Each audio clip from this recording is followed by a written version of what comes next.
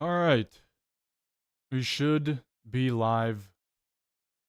Should be good to go. New thumbnail style, new day, new topics, new things that Trudeau has surprisingly not involved himself in, believe it or not. Let's get into it though. Just because you spend more doesn't mean you get more. Pierre Polyev here on a radio show. See what he has to say. This is the question I have for people. Trudeau and the NDP Liberals have increased government spending by 85% in a decade. Are you getting 85% better federal? 85% in a decade. Hold on. This is the question I have for people. Trudeau and the NDP Liberals have increased government spending by 85% in a decade. My goodness. Are you getting 85% better federal government services? Yeah, that's a question that I think people can answer. But just because something costs more doesn't mean that it's better. Yeah. You know, it's like saying, well, I went to the best restaurant in the Lower Mainland yesterday. Oh yeah, what was so great about it? Well, they charged me $1,000. It must be good because it was really expensive. Well, what about the ambiance? It was terrible. What about the food? It was awful. The service? Oh, we waited for hours, but it must be the best because we spent the most on it. That's the government mentality. We're judging success by how expensive things could be. Government should be cheaper than ever. With new technology, we should be able to deliver more and better services at a lower cost. But if you look at all the things government does, they're becoming more and more expensive to deliver worse and worse results. Look at housing. Trudeau spent $80 billion on affordable housing. And what's the result? Housing costs have actually doubled. You know, so just because the government is spending billions of dollars on a problem doesn't mean that it's going to get any better. In fact, the more government gets involved in our lives, the worse our lives become. We need less government and more freedom. And this is why Canada needs a Department of Government Efficiency. We can cut a lot of the excess fat, a lot of the unnecessary government spending, and I think that would be fantastic. We would be moving in the right direction by doing something like that, by getting our own Doge here in Canada. Fun fact, Trudeau's 2-month fake tax break expires 10 days before Jagmeet Singh's pension kicks in. Pierre proves Trudeau's tax cut is a trick. I actually didn't know this. 10 days before Jagmeet gets his pension. That doesn't shock me. Jagmeet always wanted his pension at the end of the day, his multi-million-dollar pension. Time and time again, he says he's for Canadians, but continues to throw them under the bus so he can make his money. And today, what we have is a 2-month temporary tax trick that will not make up for the permanent quadrupling carbon tax on heat, housing, food, and fuel, and all to save Justin's job and Jagmeet's pension. Ironically, in just a few months, Trudeau and the NDP plan to raise taxes on all the same items they claim they're giving you a break on, directly through the carbon tax. They'll be raising taxes on heat, on gas, on everything that comes in a truck. If you got it, a truck brought it. And it will be more expensive with this carbon tax. They even plan to jack up liquor taxes in April, while they claim to be taking them off for the next 2 months. That sounds like a trick. A trick. Are you fooled? Sounds like a scam. You look like you're fooled. He can see the trick. Like he's even he's laughing. Nobody believes Justin Trudeau and Jagmeet Singh after they've impoverished our people and made life worse off. The good news is there will be a carbon tax election. That's just a simple fact of the matter. They say they're going to take away GST and HST on all of these different items. Well, the government is going to have to later somehow recover that money. They are not just going to allow 2 months of money to disappear without going harder on Canadians, whether it's through the carbon tax or whatever the case is. They implement some sort of new tax. It's only going to get worse. It will not get better. This is pretty funny. A hostile CP24 reporter tried Pierre Polyev on a one-on-one interview and it went about how you'd expect. This is why I like Pierre, simply because he goes after the mainstream media. He's not afraid to battle the mainstream media face to face and call out their BS and lies. I wonder what message you're sending to Canadians, Mr. Poilievre, when you say you're all about axing the tax. You're all about bringing taxes down, making life more affordable. And in the same breath, you say you're not sure you're going to support a tax break for Canadians at a time when they're struggling so badly. Why are they struggling so badly? It's been 9 years that Trudeau's promised to make them better off. And here we are. You're right. They are struggling so badly. And I think your own words are a condemnation of his track record, with food prices rising 37% faster in Canada than they have in the United States, just as the carbon tax came in. Housing costs doubled. Here we are in Toronto, where you have to earn well over $200,000 to afford a home. That was never the case before Justin Trudeau ran money printing and immigration out of control, before he built up all these bureaucracies that block home building. Clearly, Canadians are struggling. Justin Trudeau is the problem. He's not the solution. What we need is a common sense plan for permanent tax cut. And that's just the sad reality. Places like Vancouver and Toronto are the number 1 and 2 most expensive places to live in all of Canada. And with how things are going, I will not, there will be no prediction on whether or not the prices will drop, because Trudeau, like I said, he's going to do this 2-month break. The government is going to need to recoup that money. They're going to need to gain that money back in some way, shape, or form. Things are only going to get more expensive after this quote-unquote 2-month break. And then the Liberals want to say they're going to give you $250 in a few months. $250 after 10 years of Liberal government bending you over. I don't think that's really worth it now, is it? This is literally what happened this weekend. Trudeau was at a Taylor Swift concert while Montreal literally burned. Insane protests, with air quotations, protests took place, and it got extremely out of control.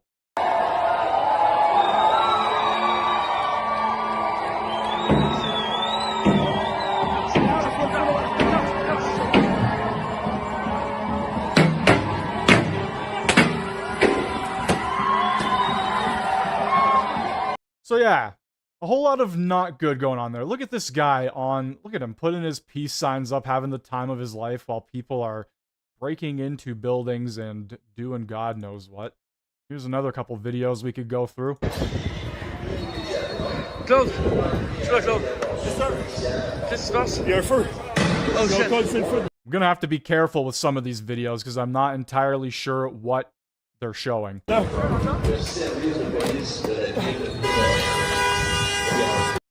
But wild stuff, nonetheless.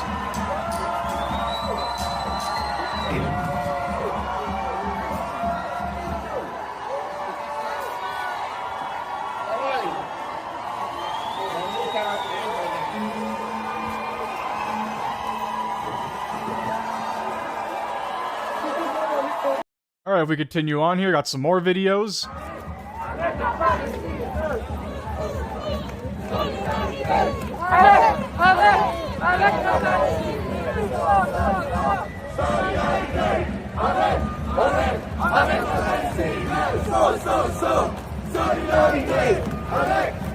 Yeah, absolutely wild, just out in force, literally like Antifa, essentially.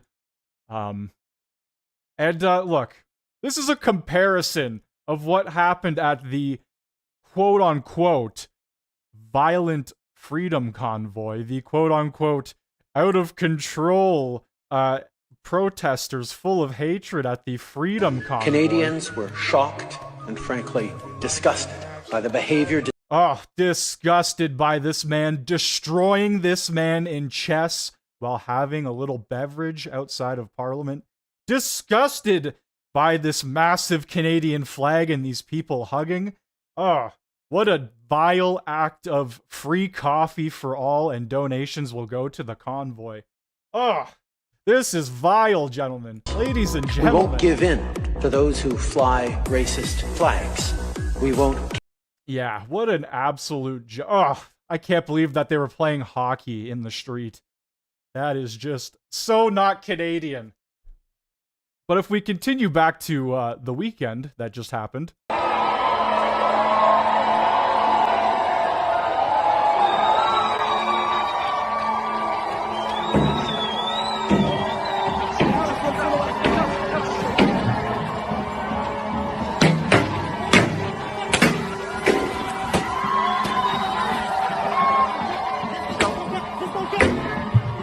Yeah, yeah, okay. Yeah. As a matter of fact, the protests got so out of control that they ended up using tear gas and pepper spraying them. Yeah, you get what you deserve. Yeah. I don't know how else to put it. You get what you deserve. Just sweet justice. Alrighty. Trudeau has not only ended up on the naughty list once, but he has actually ended up on the double naughty list after this weekend. Speaking of Trudeau, he is in Quebec right now doing some media coverage and getting some photos taken of him for the 70th annual session of the NATO Assembly. Who gives a shit, honestly? Excuse my language, but who really cares? Let's get into the House of Commons proceedings. Privacy, that's for them. They don't have to choose to look at the documents if they don't like to. Thank you, Madam Chair. Questions and comments. The Honourable Member for Barrie Springwater or Medonte. Thank you, Madam Chair, and thank you to my good colleague and bordering neighbour to the north. Just want to thank everybody who is in here right now. Make sure you hit that like button, hit that sub button if you are new. Welcome. How is everybody doing? Please, if I could. And I quote, I think that the current government is more interested in protecting themselves and protecting the situation being a public nightmare, and they would rather protect wrongdoers and financial mismanagement than have to deal with a situation like this SDTC and the public sphere. That's quite a resounding quote. I'd like to know his comments on this quote from the whistleblower. Honourable Member for Simcoe North. Madam Chair, what a great question and a pointed a quote from my great colleague and friend and neighbor. Yes, the government seems more interested in protecting themselves or their friends that might have had some criminal wrongdoing. But let's remind ourselves, they went out of their way to freeze the bank accounts of the people that they didn't agree with. Why don't we freeze the bank accounts of the people who are on the board of SDTC until we get the $400 million back? Questions and comments. That $400 million is long gone, and we're still debating about it. I've been listening to the debate intently today, and it's been quite interesting to finally see Conservatives taking some responsibility. Today, the member for Barrie Innisfil referred to what's happening in the House as a standoff. As per the definition, a standoff is a stalemate or deadlock between two equally matched opponents in a dispute or a conflict. What's really interesting about this place is, and this member, I do find him to be an honourable member. I was a little bit disappointed when he would make cheap shots at the member for Winnipeg North in regards to cabinet position or not. I think he's above that, but clearly the Conservative contamination is taking place, and even the good ones are having to fight for that gold star. So I would just like to ask the member, does he feel that the member's comments from Barrie Innisfil are actually accurate, that they are equally matched in the responsibility as to the lack of progress taking place in this chamber to fight for the very good people we are fighting for. So I'll just say one more time, because I think it's important. I fight for the good people riding at Waterloo. They are the reason why I am here. They would like us to get to work just like they're going to work. They know the Speaker's ruling. They're saying, hey, call the question. Liberals agree we should get to the bottom of this. I think every party agrees we should get to the bottom of it. And I'll just put, right before the House went for... To give the Honourable Member for Simcoe North 4 seconds. It's also just interesting to note is that my attire was questioned. The Honourable Member for Simcoe North. Oh, it's getting rowdy here during the Madam Chair, I think everyone in proceedings. this place can handle a good-natured whipping, and I think my friend on the Parliamentary Secretary side is a great person. I would just say, we are at a stalemate. We should find a compromise to move on. But you know what it starts with? Getting the documents first and foremost. Thank you, Madam Chair. Resuming debate, the Honourable Member for Fort McMurray Cold Lake. We want the documents. Thank you, Madam Speaker. It's really interesting to be here debating this privilege motion that first came to the House in September 26th, so nearly 2 months ago, we first started having this conversation when the Speaker ruled on a point of privilege that found that the privileges of the House had in fact been breached. And there was a point in time many years ago when I was studying political science as a very keen young student where the fact of breaches of privilege were exceptionally rare. And I remember going through the books and studying it, and when I was a brand new member of the Legislative Assembly of Alberta, reading through the various rulings of different speakers through the years, and this was something that was very uncommon, and yet it seems like after 9 years of this NDP Liberal government, there is a new privilege being breached just about every week. There is a new scandal, it seems, every day, and we're not talking about small scandals. And so this is one of the challenges that Conservatives have, is that we're not talking about a small amount of money. We're talking about nearly $400 million that was misspent, that the Auditor General found was misspent by this NDP Liberal government that went to Liberal insiders. In fact, based on what the Auditor General was able to find, this Green Slush Fund gave $58 million to 10 projects that were ineligible and couldn't actually demonstrate an environmental benefit or development of green technology. $58 million, 10 projects, not a one-off. That's a pretty large amount, okay? Nothing to see here. But yeah, according to the Liberals, nothing to see here. Then there was $334 million and 186 cases to projects in which the board members themselves held conflicts of interest. So the people that were deciding where the money got spent decided to give $334 million to themselves and their friends. But worse than that, there were some projects that were both ineligible and in conflict. Like, that's a special kind of failure to be able to do both at once. But after 9 years of this NDP Liberals, it seems like that's business as usual. Canadians are struggling.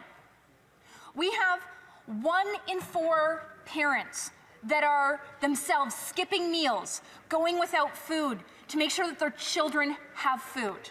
We have 1 in 5 children here in this country that are now living in poverty. We have the highest increase in child poverty that we've seen, year-over-year increases after 9 years of these guys being in charge. And Canadians are sitting there wondering, when is the end in sight? And the interesting piece is we have been sitting here for nearly 2 months debating that this government is so afraid of what will be found that they refuse to give documents to the RCMP. We're not saying we need to tell the RCMP what to do with the documents. All that was decided was that government documents need to go to the RCMP, and if the RCMP finds something wrong, the RCMP can then do something. They are so afraid of the RCMP seeing these documents that they have stonewalled Parliament, ground this place to a virtual halt, prevented important pieces of legislation from going forward, all at the sake of protecting Liberal insiders. Let that sink in. They would rather have us chat and have conversations and debates day in, day out for over almost 2 months on whether the privilege has been breached or not, which we know it has been breached because you, Madam Speaker, the Speaker has in fact ruled that there was a breach that was put in place. And yet they are so afraid of the RCMP seeing these documents that the RCMP are bought and paid for by the government of Canada. The RCMP haven't done much of anything in investigating themselves, essentially. From Winnipeg, and he can't help himself. It seems like at every opportunity he gives. I really don't understand why they're begging the RCMP to do stuff. Like they're not going to do much of anything. At every opportunity when there's a speaker, he makes sure that he is the very first person up to ask questions. And in fact, I would be surprised if he hadn't asked questions to every single speech that has been asked, and there might be a few that he hasn't. But this just goes to show the length that this government is willing to do to protect these Liberal insiders. Canadians deserve to have this information. And the challenge with this green slush fund is that it seems like every few weeks we find a new layer to this onion of scandal. Like we found cases where companies like Cycle Capital that just happened to have the Minister of Environment who happened to have worked for that company before, they got money. I'm sure that's total coincidence and that is totally A-okay, even though the Minister of Environment still has shares in that very company. I think that should be probably a bit of a red flag. We've also spent the last month learning a variety of different scandals of this parliament, and in fact, should this government finally decide enough's enough, we will release the documents so that we can move on to the important business of Parliament. Then we have the next privilege debate that we will be having on the business partner of the member from Edmonton Centre. Is it Randy? Stephen Anderson, and have a conversation about that privilege and the lack of answers that he provided when he came to committee. And so this is part of a troubling pattern here. The fact that we had someone come to the bar of the House of Commons in this session should be a pretty alarming space. But at this point, under these NDP Liberals in the last 9 years, this is what we see. And they keep making these arguments of like, oh, we can't direct the RCMP. No one's directing the RCMP. In fact, it's really interesting. There was a company in my riding, a corporation, and they found that there was fraud or suspected fraud at their place of business. And so they assembled all the documents that would help the RCMP in conducting their investigation, and they assembled it all, and they provided it to the RCMP so the RCMP could do their job and determine whether there was or wasn't fraud. That is precisely what Conservatives are asking to have happen. We're simply asking for the government to not redact information because, frankly, if we can't trust the RCMP, then who can we trust? If they're so concerned about privacy and the RCMP having this information, there is a whole other series of questions that should be asked. But the reality of this, Madam Speaker, she has too much trust in the RCMP then, because I don't trust any of them. Job. We've been able to identify through a variety of different pieces, including the Auditor General, who is a trustworthy source. It's not some random person that is anonymous, that there was over 400 million or 400 million that was found that was ineligible or that was in conflict. And that's a large amount of money. That is more money than most Canadians could imagine. And this is part of the issue, is that they continue to sit here and say, we don't believe that this should happen, and they'll cite the same person over and over again, giving all these reasons why they don't think that we should release this documentation to the RCMP.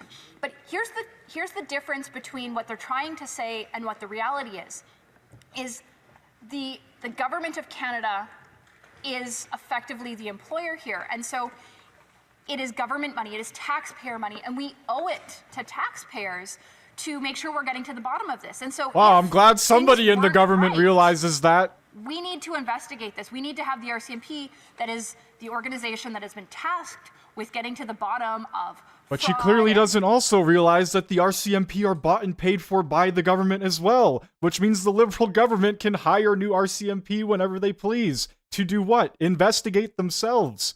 Rampant crime. We see rampant chaos on our streets. We saw Montreal devolve into a space that was hard to even understand this weekend. Like, literally, there were people protesting on the streets of Montreal. Yes, there were.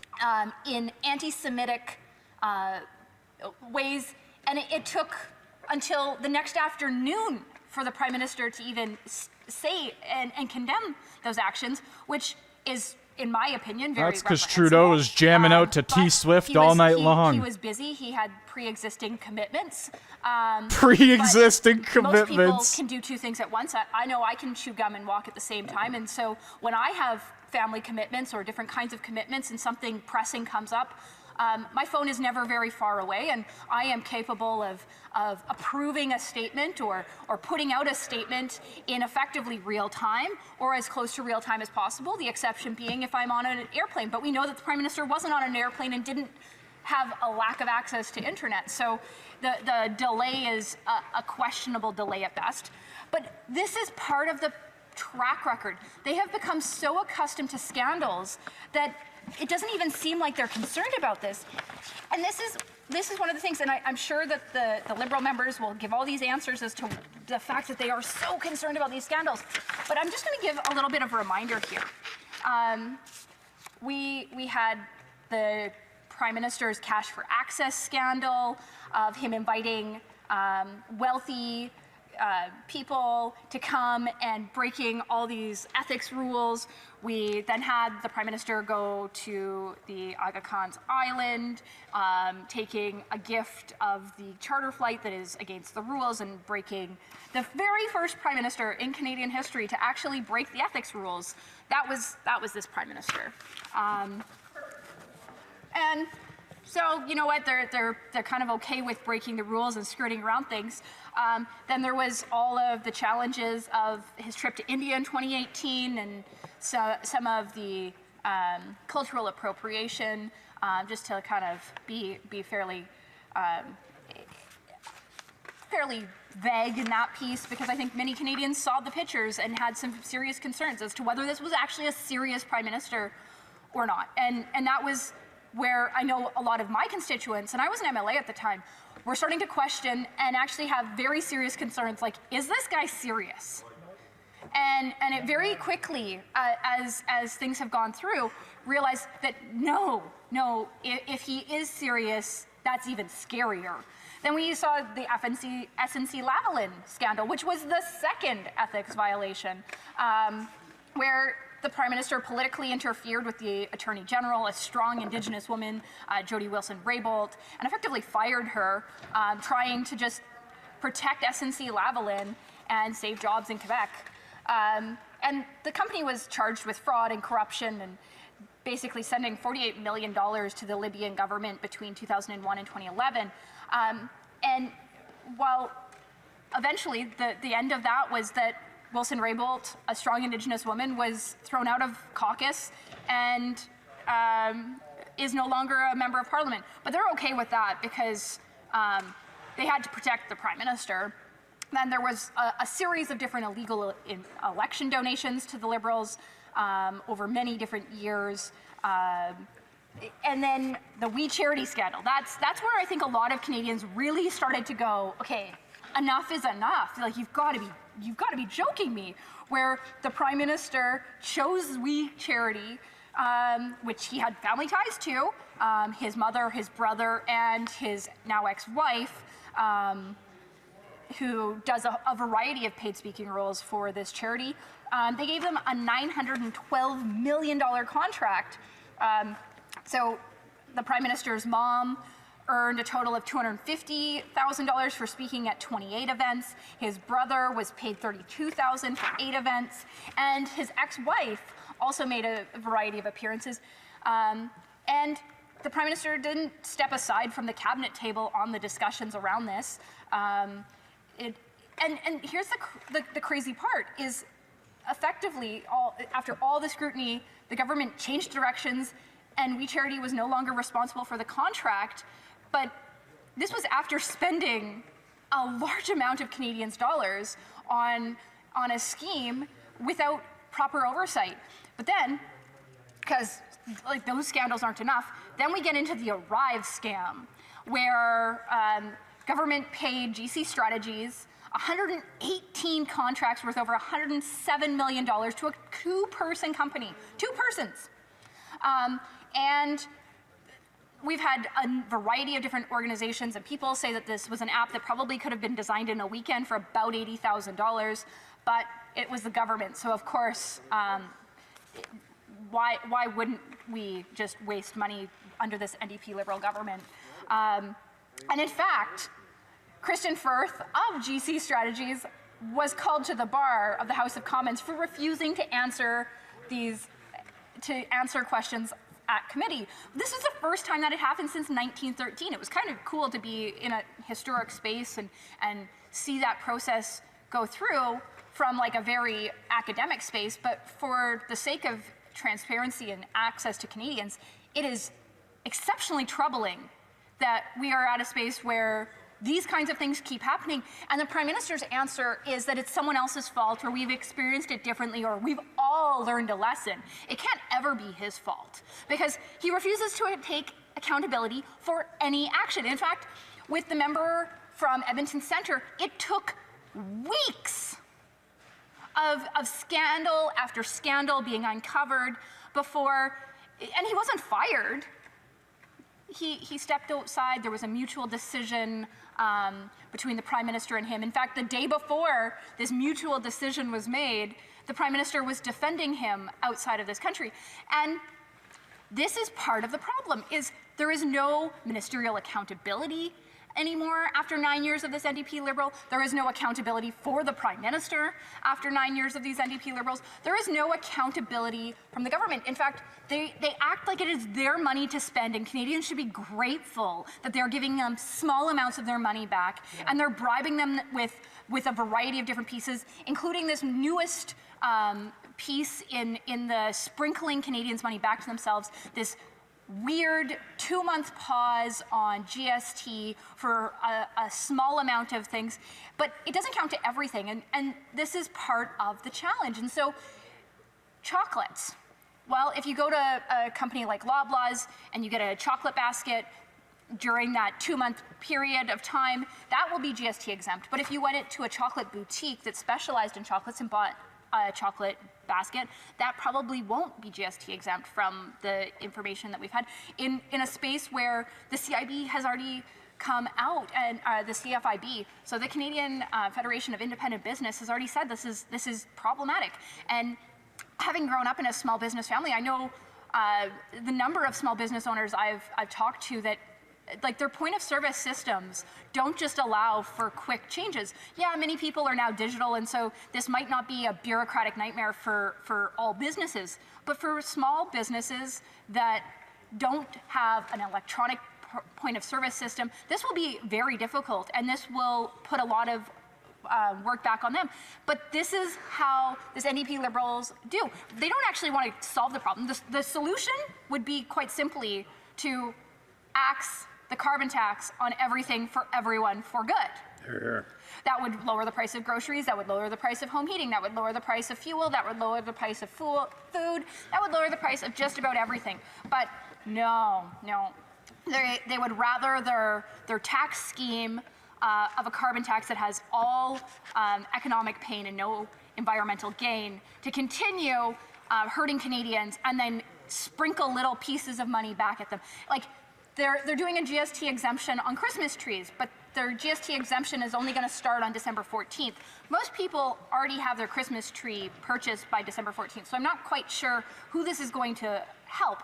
I'm sure there will be a few, but what I'm really nervous about, and here's where the answers and the devil is in the details on this, Madam Speaker, is that we don't actually know all the details on this. So will this end up meaning that a whole bunch of Canadians will delay all of their Christmas shopping and their holiday shopping till after, once this GST vacation is in place, therefore making it really difficult for businesses who are already struggling because of out of control spending from this government, the crippling carbon tax that makes keeping the lights on more difficult for small businesses?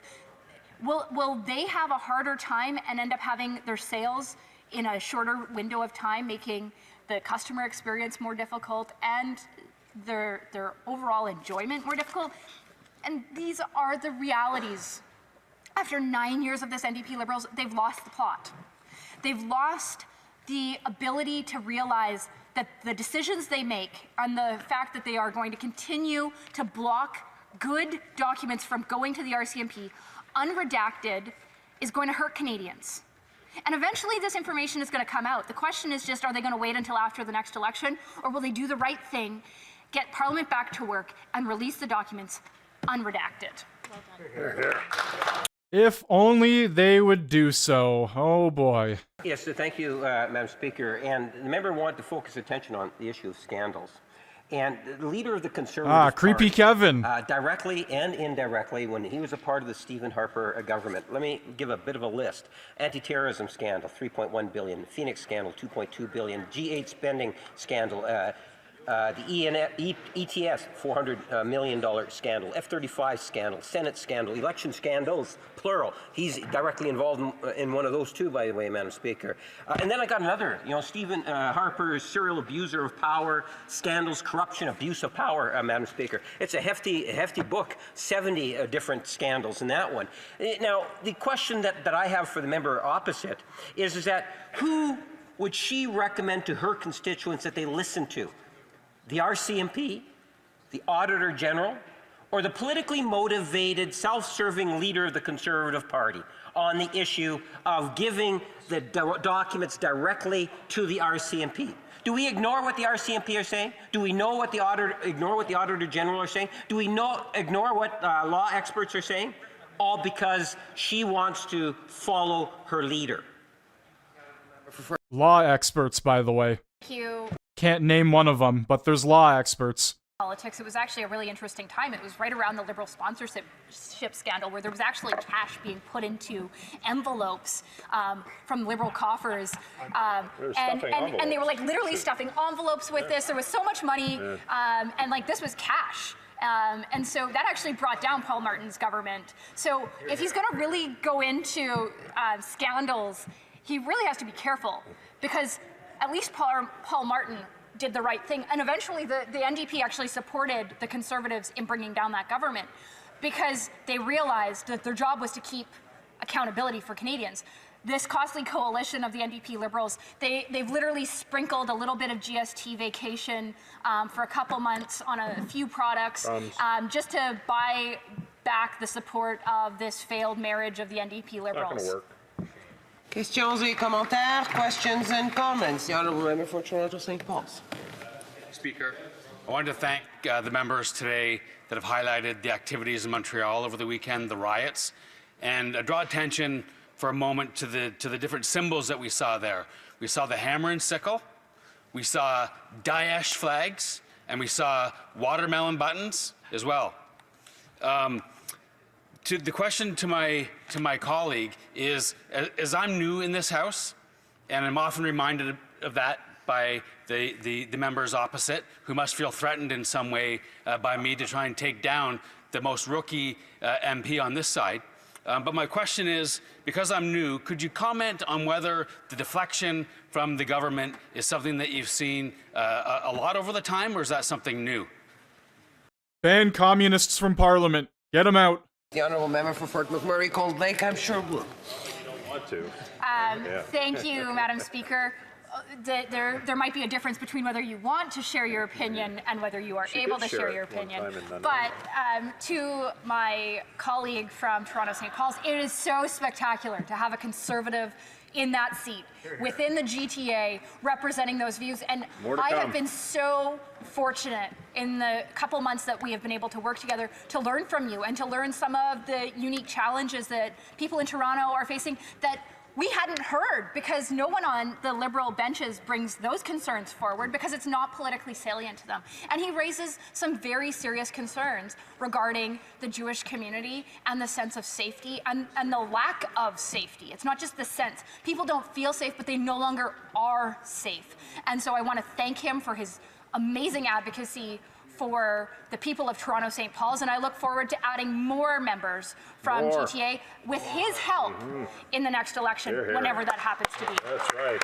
Well, Parliamentary Secretary to the Government House Leader. Yes, thank you, Madam Speaker. You can appreciate in listening to the member opposite, you get this sense that she might be a little bit nervous in regards to the tax break that the government is providing Canadians through the GST.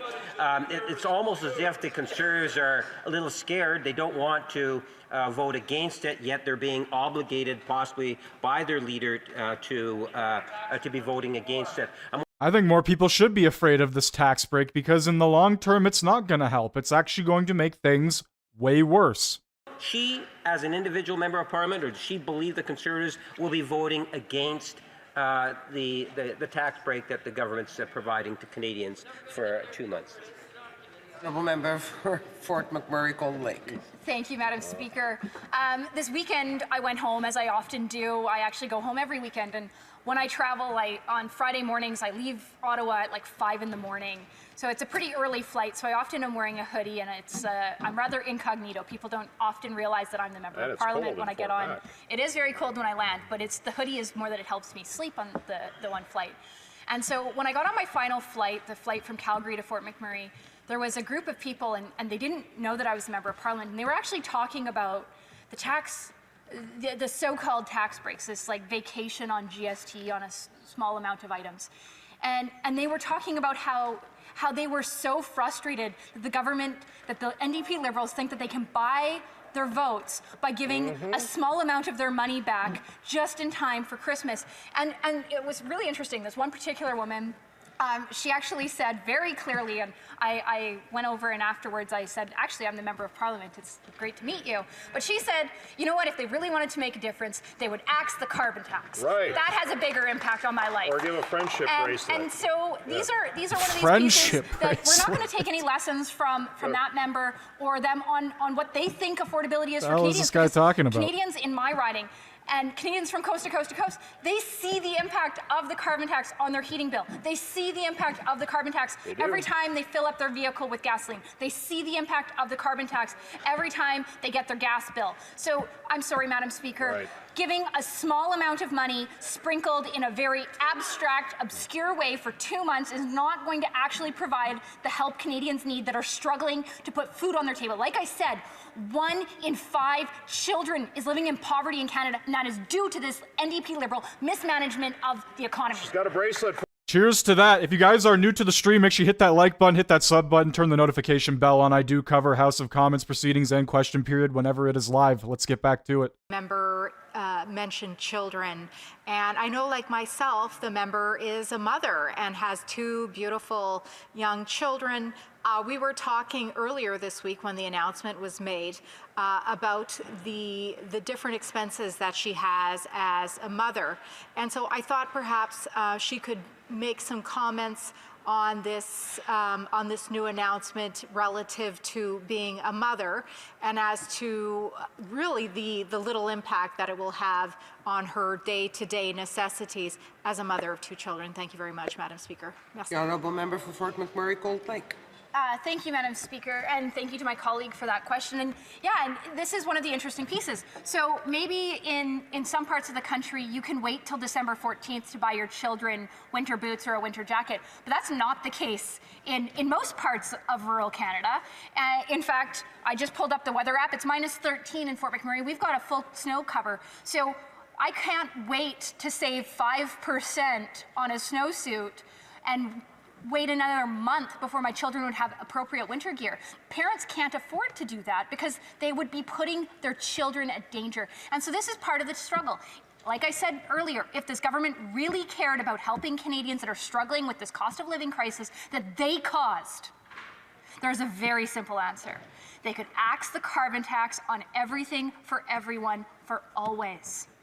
That would actually have an impact and allow parents to choose how they are going to support their families, because the reality is 5% savings for a family in Alberta on diapers will I did some calculations. I spend about $100 a month on diapers. That means a $5 savings. If I shop the diapers while they're on sale, which is probably not going to fall when this GST holiday actually falls, I can save $11 by shopping the sales. So I'm better off to just wait for a sale on diaper if I can afford to stock up. But most families can't afford to stock up right now. Most families can't afford to do those things because they have made it so difficult because of their ever-increasing tax burden. So, Madam Speaker, there's good news and hope on the horizon. Common sense Conservatives will axe the tax for everyone on all the items for always when it comes to the carbon tax. Soon enough. Resuming debate, the Honourable Member for Kootenay, Columbia. Thank you, Madam Speaker. And today I rise in the chamber to discuss an issue that speaks to the heart of Canadian democracy: the responsible use of public funds, the ethical governance of our institutions, and the accountability of elected officials. The recent scandal surrounding Sustainable Development Technology Canada, SDTC, is not just about mismanagement. It represents a betrayal of the trust Canadians place in their government. This matter is too important to be relegated to committee rooms or buried in bureaucracy. It is the business of this House, the House of Commons, to shine a light on a troubling case and demand answers on behalf of Canadians. The Conservative Party of Canada is unwavering in its commitment to bringing this issue to the forefront because of the problems are deeper and more systematic within the current NDP Liberal coalition government. This is not an isolated case of a single program veering off course. It represents a troubling pattern of governance marked by a blatant disregard for ethical standards. The scandal surrounding Sustainable Development Technology Canada, SDTC, underscores a broader failure to uphold the principles of transparency, accountability, and integrity, principles that are the bedrock of public service and democracy. This pattern is not new. Canadians have seen time and time again how this government prioritizes its political allies over the needs of the people it was elected to serve.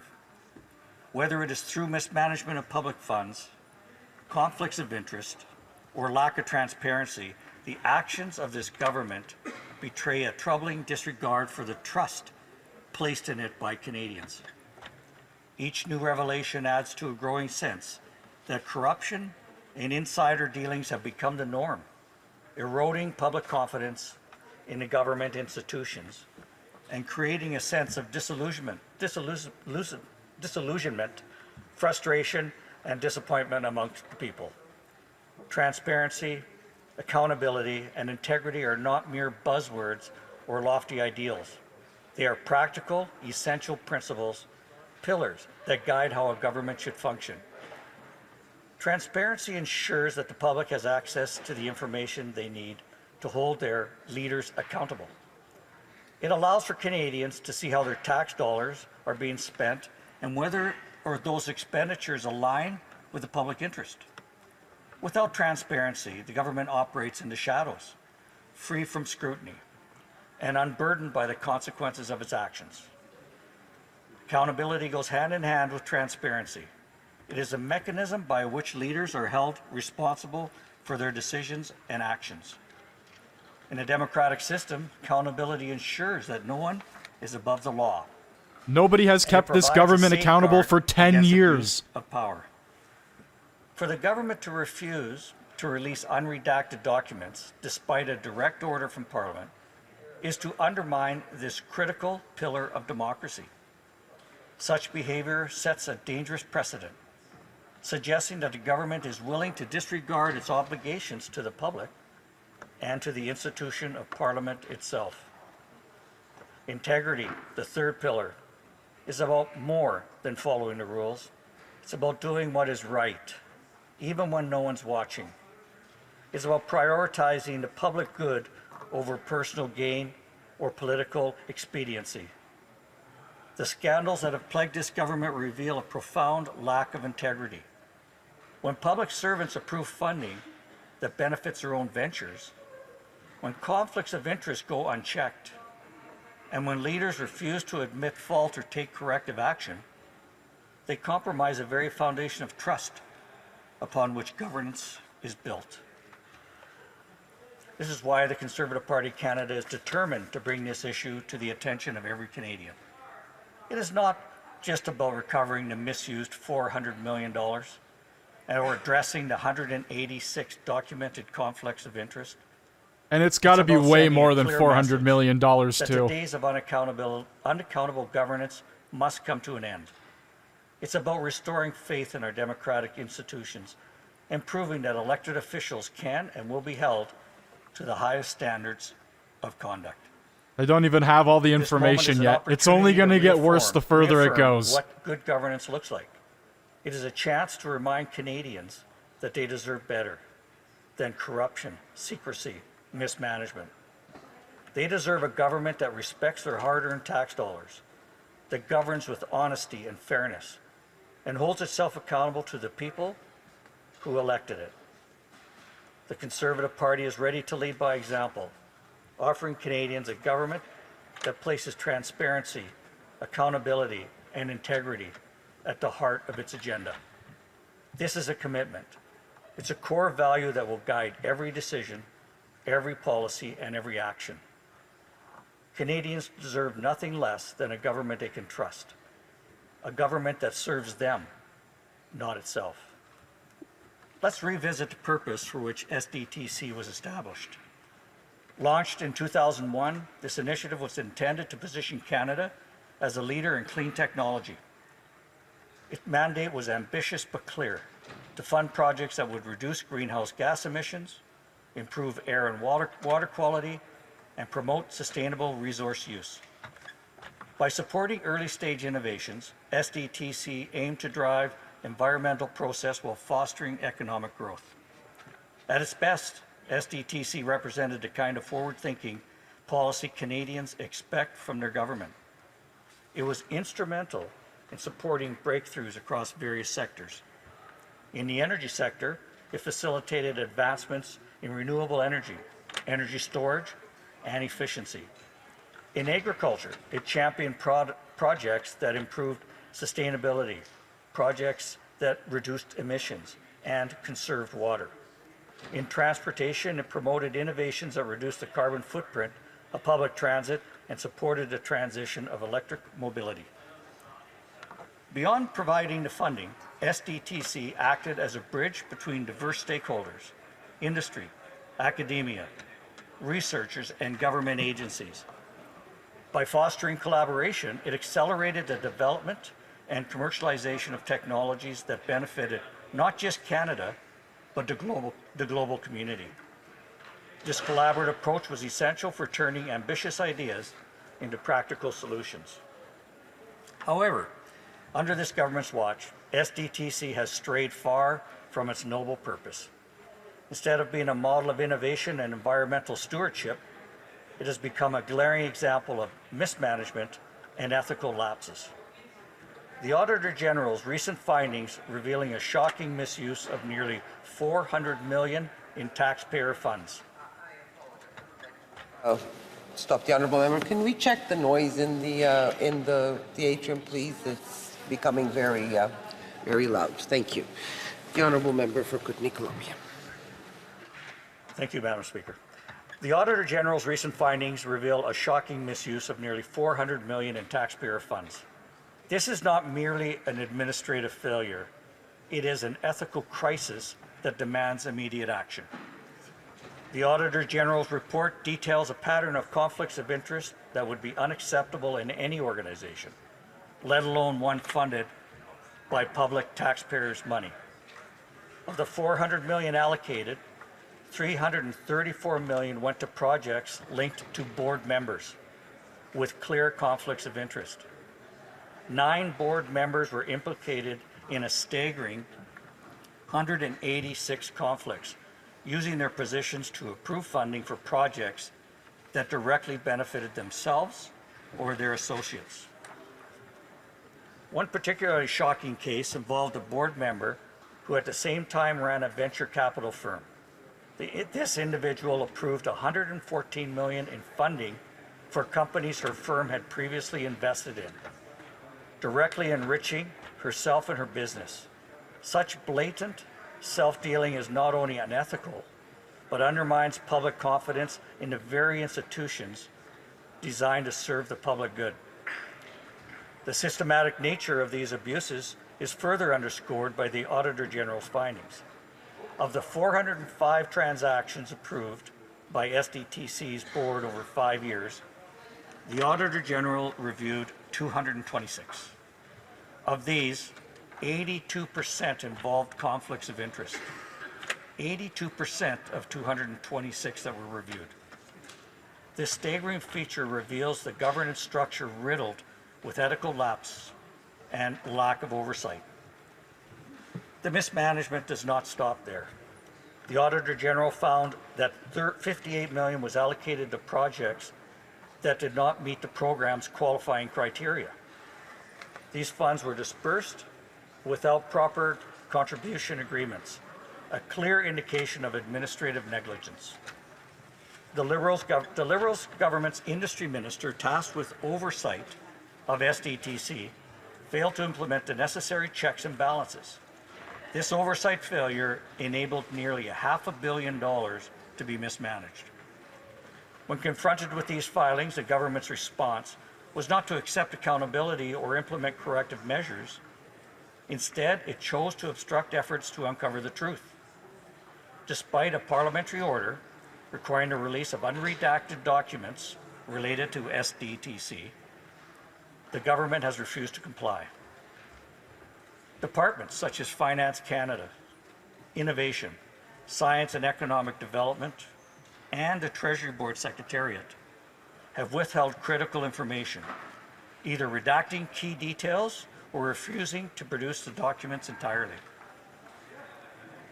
This refusal is not just an administrative oversight.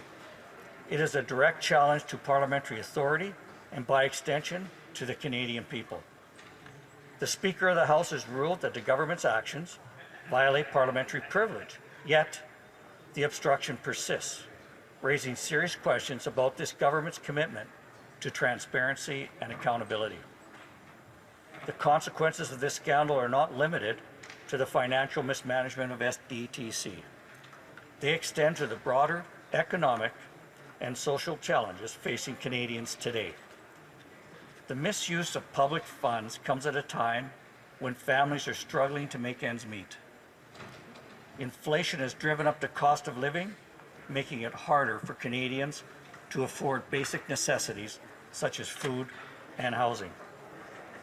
The cost of groceries has skyrocketed, with the average family expected to spend an additional $700 this year compared to 2023.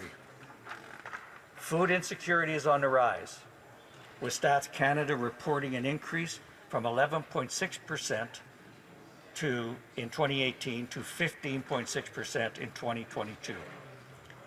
Visits to the food banks have surged by 50% since 2021, highlighting the growing number of Canadians who cannot afford to feed their families. The Cranbrook Food Bank has had so many people needing the services. They used to provide 3 bags of groceries. Now, with the increase in demand, huge numbers of families and individuals needing help, they can only hand out 1 bag. Housing affordability has reached the crisis point. Families are living in cars because they cannot afford rent. And young Canadians are staying at home longer because they cannot afford to buy a house. Rising crime rates add to the sense of insecurity and frustration felt by many communities. These challenges are amplified by the government's policies. The carbon tax, for example, has increased costs across the supply chain, affecting farmers, ranchers, truckers, and consumers alike. Economists have warned that this tax imposes a significant burden on families already struggling with inflation. Meanwhile, the inflationary spending by the government has driven up prices across the board, eroding the purchasing power of Canadian households. The $400 million misused in this scandal could have been directed towards addressing these pressing issues. It could have funded affordable housing projects, supported food security initiatives, or enhanced public safety programs. Instead, it was squandered on projects that serve the interest of a privileged few, enriching Liberal insiders at the expense of ordinary Canadians. This scandal is not just about money, it's about trust. Canadians expect their government to act in their best interests, to manage public funds responsibly, and to uphold the highest ethical standards. When those expectations are not met, the very foundation of our democracy is called into question. The Conservative Party of Canada believes in a different approach. We believe in transparency, accountability, and fiscal responsibility. Canadians deserve a government that respects their tax dollars and invests them wisely. They deserve leaders who prioritize their needs over political self-interest.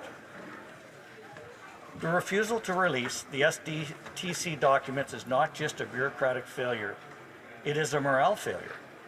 It delays justice, obstructs accountability, and prevents Parliament from addressing the real issue, that affect Canadians. Parliament must act decisively to address the systematic issues that allow this scandal to occur. The government must comply with the Speaker's order and release the unredacted documents related to SDTC. Canadians are watching closely, and they expect our elected officials, elected representatives, to rise to the occasion. The call for transparency and accountability is not about political parties or ideological divides. It transcends partisanship because it speaks to the very essence of good governance. These principles form the foundation of a healthy democracy and are critical to maintaining the trust between citizens and those they elect to serve. When public trust is undermined, so too is the legitimacy of our democratic institutions, making the restoration of that trust not only necessary, but urgent. In this chamber, we hold a profound responsibility, a responsibility to act in the best interests of people who have entrusted us with their votes. All right, Randy, I typically don't remove people based on what they say, but holy shite, I'm going to have to put you on a little timeout there for that one. YouTube TOS is going to ban my ass if they see that kind of message in here. And cloudy processes. They deserve a government that is forthright, principled, and unafraid to confront its own failures. The issue before us is not simply about numbers or stats. It's about values. Mismanagement of public funds erodes more than just the financial health of our nation. It erodes confidence in the very system that is meant to serve the public. When scandals emerge like those surrounding the Sustainable Development Technology Canada, they do more than waste resources. They weaken the belief that the government operates in the interest of all Canadians, not just a select few. The House must rise to meet this moment by reaffirming its unwavering commitment to transparency and accountability. These are not optional virtues. They are the cornerstones of democracy. Without them, the ties that bind citizens to their government fray, leaving the space for cynicism, disengagement to take root. Canadians must see that their representatives are united in their determination to uphold these principles, no matter how difficult or politically inconvenient it may be. The people of Canada are looking to us to restore trust, and trust cannot be demanded, it must be earned. It requires us to demand answers when questions arise, to push for the investigations when irregularities are discovered, and to ensure consequences for those who express outrage. We must deliver outcomes.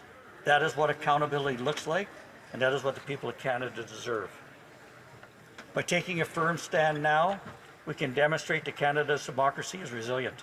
It is strong enough to withstand scrutiny, bold enough to demand answers, and principled enough to hold even the most powerful leaders accountable.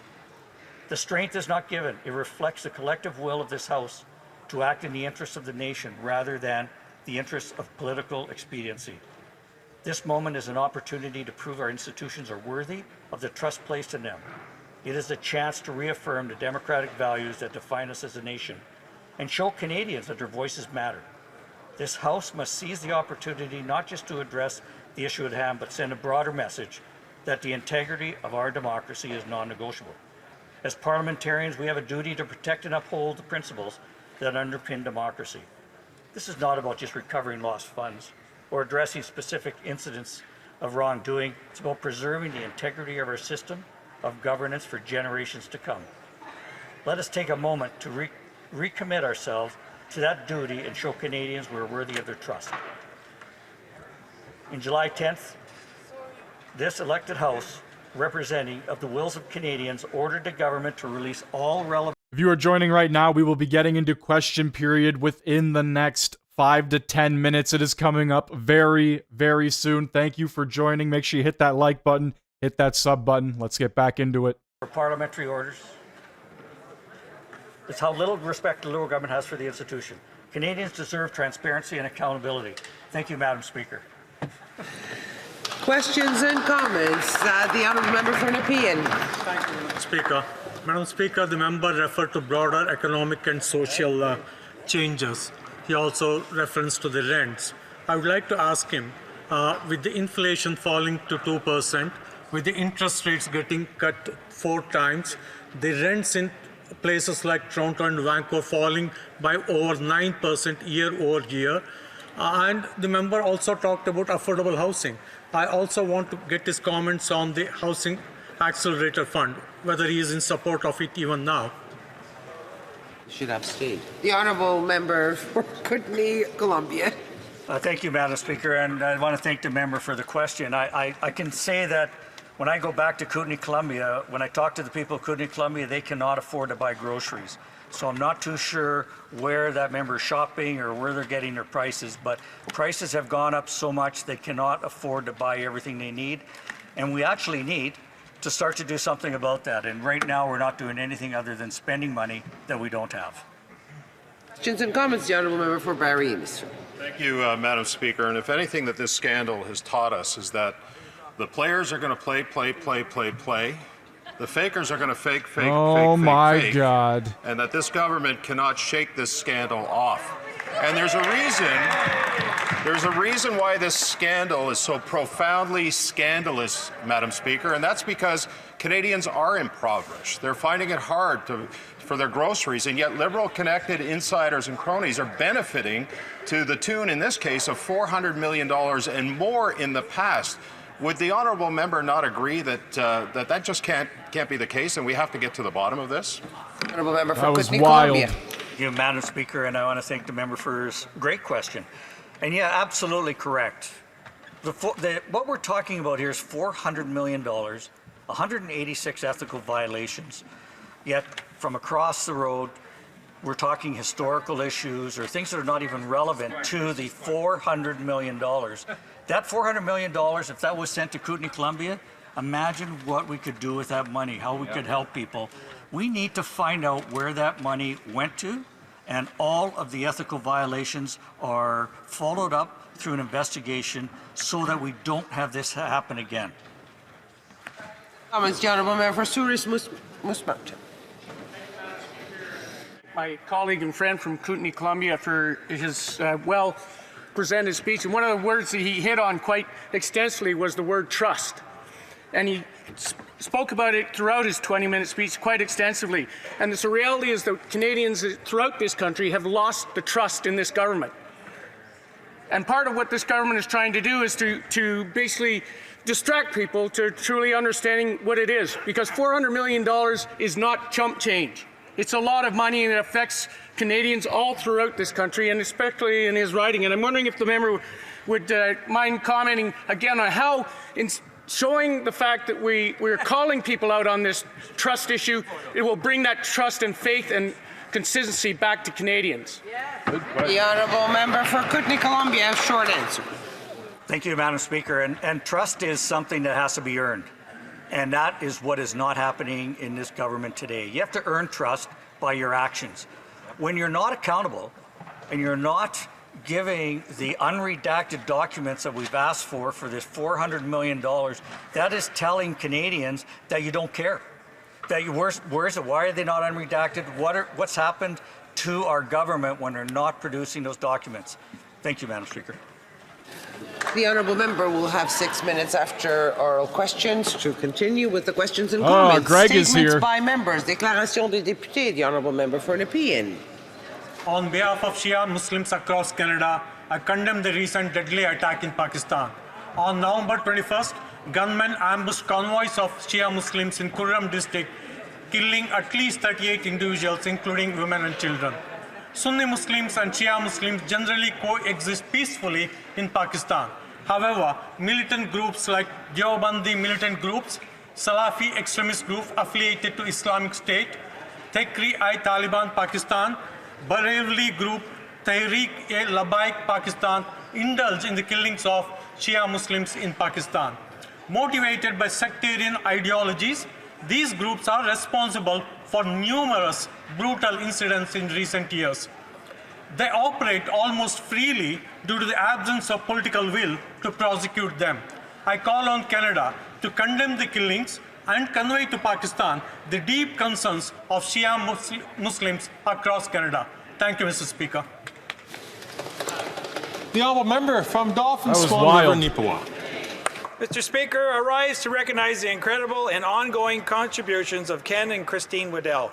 Ken and Christine Waddell have spent their entire career working to promote local journalism. 57 years ago, they began publishing career together at the University of Manitoba.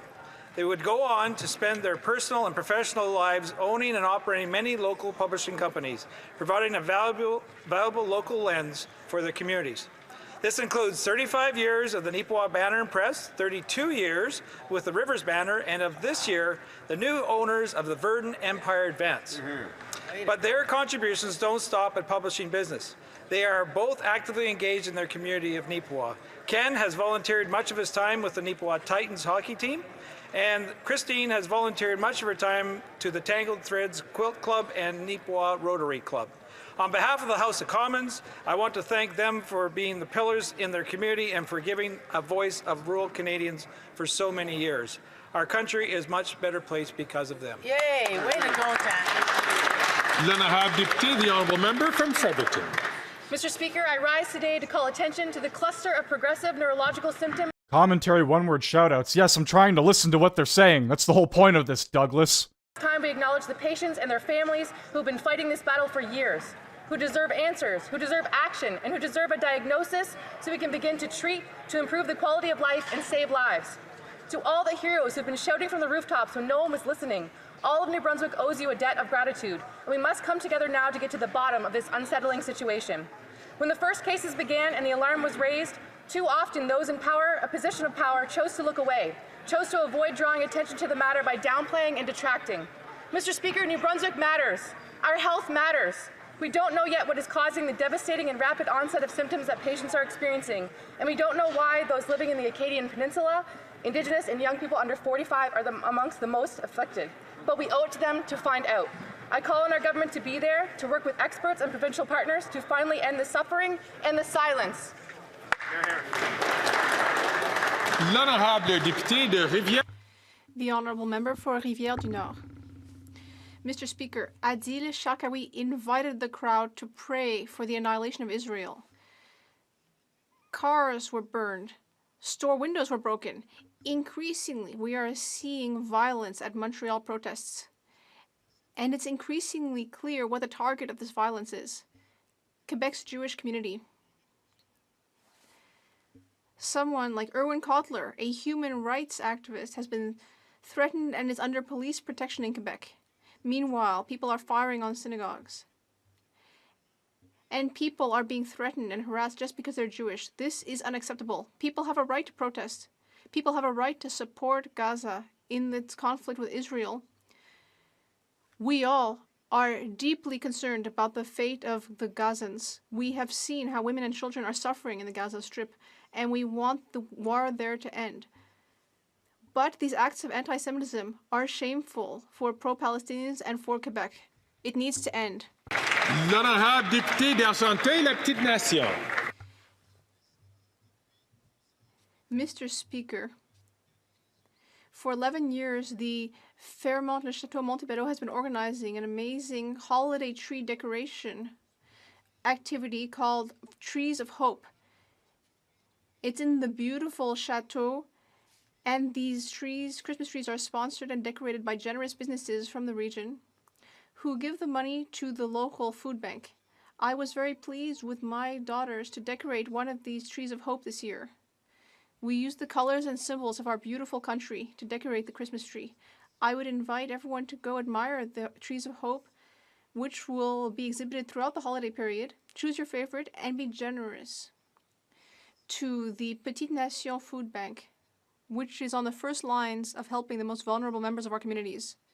I'd like to thank Le Chateau Montebello for its incredible initiative. The honourable member from South Shore St. Margaret's. Tomorrow is dumping day. No, not another Liberal cabinet shuffle. Tomorrow, in lobster fishing area 33 and 34, almost 2,000 fishing boats from Prospect Bay to New Harbour, from Lunenburg to Liverpool, Cape Sable Island, Shag Harbour, St. Mary's Bay and Digby will set out before dawn to dump up to 400 lobster traps per boat into the deep, briny sea. Tomorrow, legal fishermen will be fishing the best lobster in the world, the most important fishery in Nova Scotia, from the edge of the shore out to 80 miles in the North Atlantic from now until May.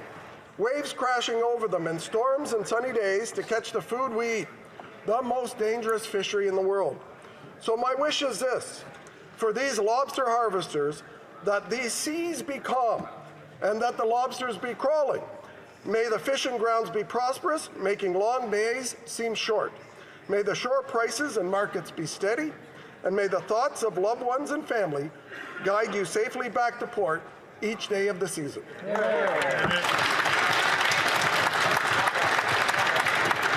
The honourable member from London North Centre. Mr. Speaker, today, as you know, marks the International Day for the Elimination of Violence Against Women. This is a scourge that continues to afflict our communities, my community of London and communities across the country. It is, of course, incumbent on all governments to lead the charge against it, but alongside us and on the ground, we have outstanding not-for-profit organizations carrying out the work. One example is the London Abused Women's Centre. This organization tirelessly devotes itself to the cause. In fact, in 2010, it began the Shine the Light campaign, a campaign that sees every night businesses and other organizations in our community put the light purple, so that illuminates the sign of this campaign so that we can see more action against the scourge that is violence against women, Mr. Speaker. And in fact, the effort has continued. It's gone beyond. Tonight, the Peace Tower will be lit in purple. It's international as well, Mr. Speaker. There's much more to do, but because of organizations like LOC, we have the hope. We have no hope in your government. Look what's happened. Mountain. On the International Day of the Elimination of Violence Against Women, I'm thinking about all the women suffering from abuse that I met during my journalism career and all the families I got to know covering criminal cases caused by femicide.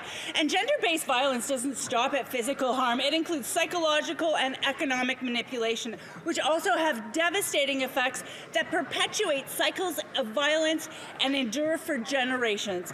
All of us have a responsibility to reflect on this, particularly men and boys. We heard this recently at a Status of Women committee hearing. Attitudes and behaviors that objectify and belittle women create a culture of violence. Hashtags like men going their own way, used by the leader of the opposition in his videos, further entrench violent attitudes in our society. These are not new issues, Speaker, but for the Oh yes, because it's only men that can be violent towards women, right? and gender-based violence. It's not everything we have to do, but it's a strong start. And on this side of the House, we will not relent until every woman is safe. Should take a look at some of those lesbian relationships. Ooh. Honourable member for Sheep. They get quite aggressive. Mr. Speaker, I'd like to congratulate Laval University's Rouge et Or football team. They won the 59th Vanier Cup. Once again, they have shown that they are a real powerhouse of Canadian university football. This is the 12th time they've won the cup. They have shown that success rests on strategy, teamwork, and resilience. The team's performance was stunning. They managed to win at the national finals. That's something that will be remembered forever in the history of this sport in Canada. Every member of the team, coach, and staff member can be proud of this remarkable accomplishment. They're inspiring people, and they're a source of pride for the University, for Quebec, and for all those who believe in the importance of hard work and team spirit. I hope they will always continue to exceed the bar that they've set. You are a real dynasty of university football. Congratulations. The honourable member from Aurora, Oak Ridges, Richmond Hill.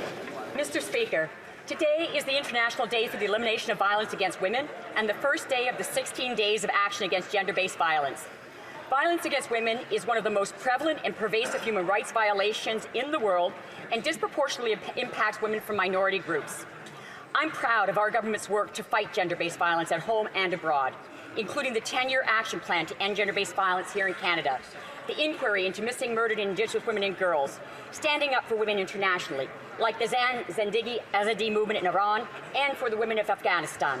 Our government has supported women's groups across Canada, including the York Region Women's Foundation in my riding.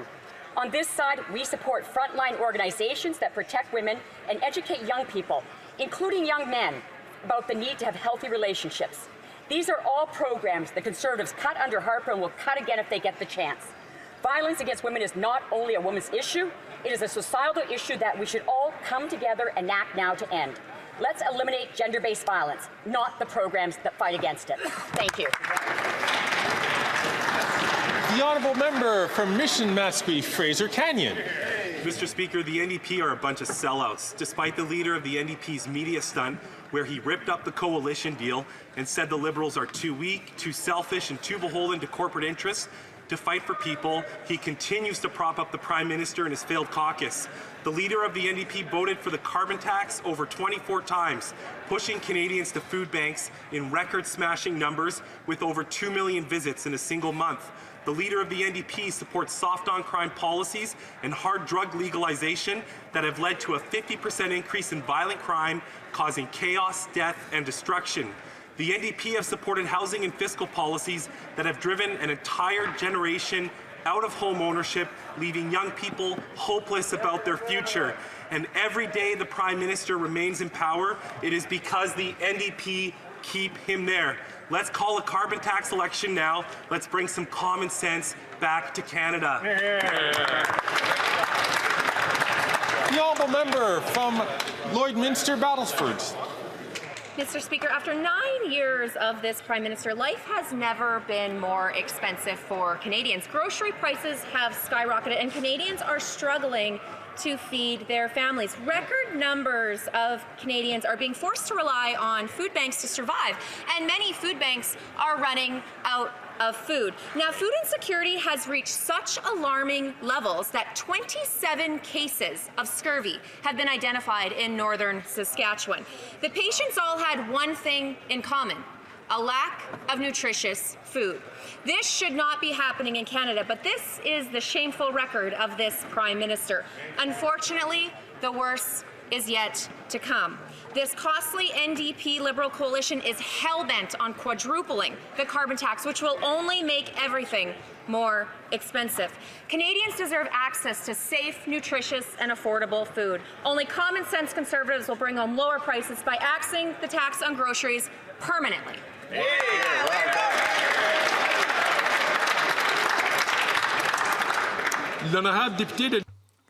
The honourable member for Nickel Belt. Mr. Speaker, last week our government followed up on its promise to bring more money back to Canadians' pockets. Thanks to a tax holiday for everyone and the new Canada Workers rebate, we are ensuring that families can save, and we are helping workers succeed. And what has the answer of the insulting Conservative leader been?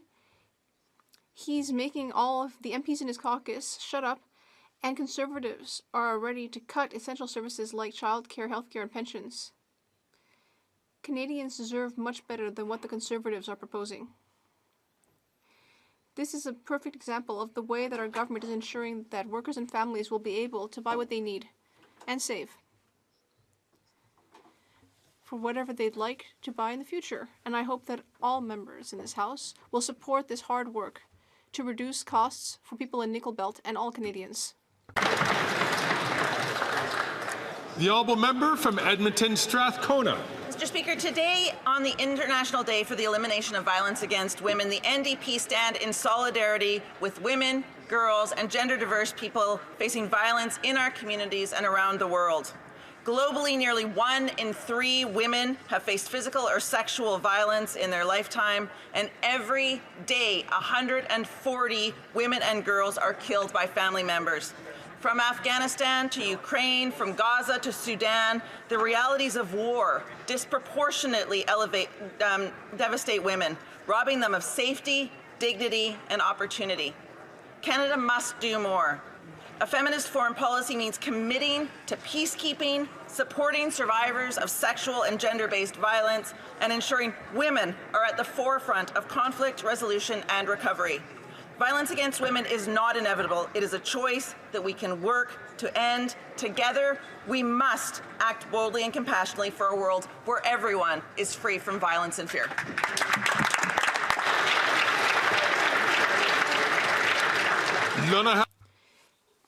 The honourable member for Beauport-Limoilou. Mr. Speaker, Quebec City is a city of champions.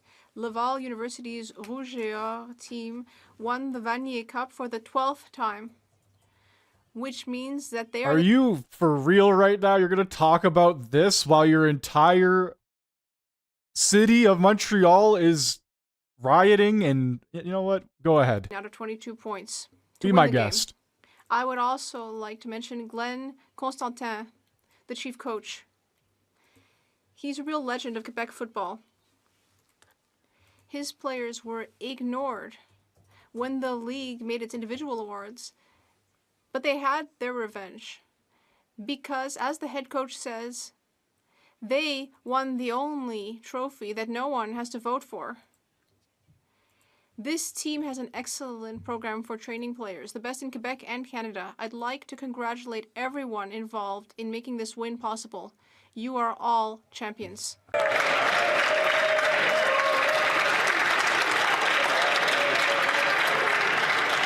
The honourable member for Charleswood, St. James, Assiniboia, Headingley. The Prime Minister dances while Montreal burns. Over the weekend, Montreal was attacked by a vicious anti-Semitic mob. They attacked police, lit vehicles on fire, and bashed in windows while the Prime Minister was busy dancing at a Taylor Swift concert. This is what we get from a Prime Minister who for 9 years has divided Canadians. He divided us by race, by religion, by region, age, and wealth. He's opened our borders to criminals and terrorists who attack law-abiding Canadian citizens. The result?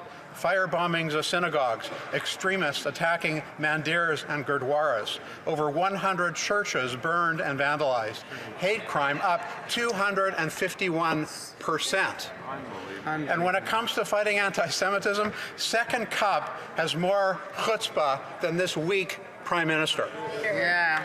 Canadians need an election now so Conservatives can restore our values, our freedoms, and law and order in this country. The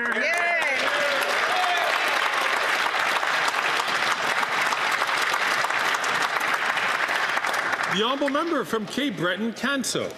Mr. Speaker, let me take the opportunity today to talk about something that will make a real difference in the lives of my constituents.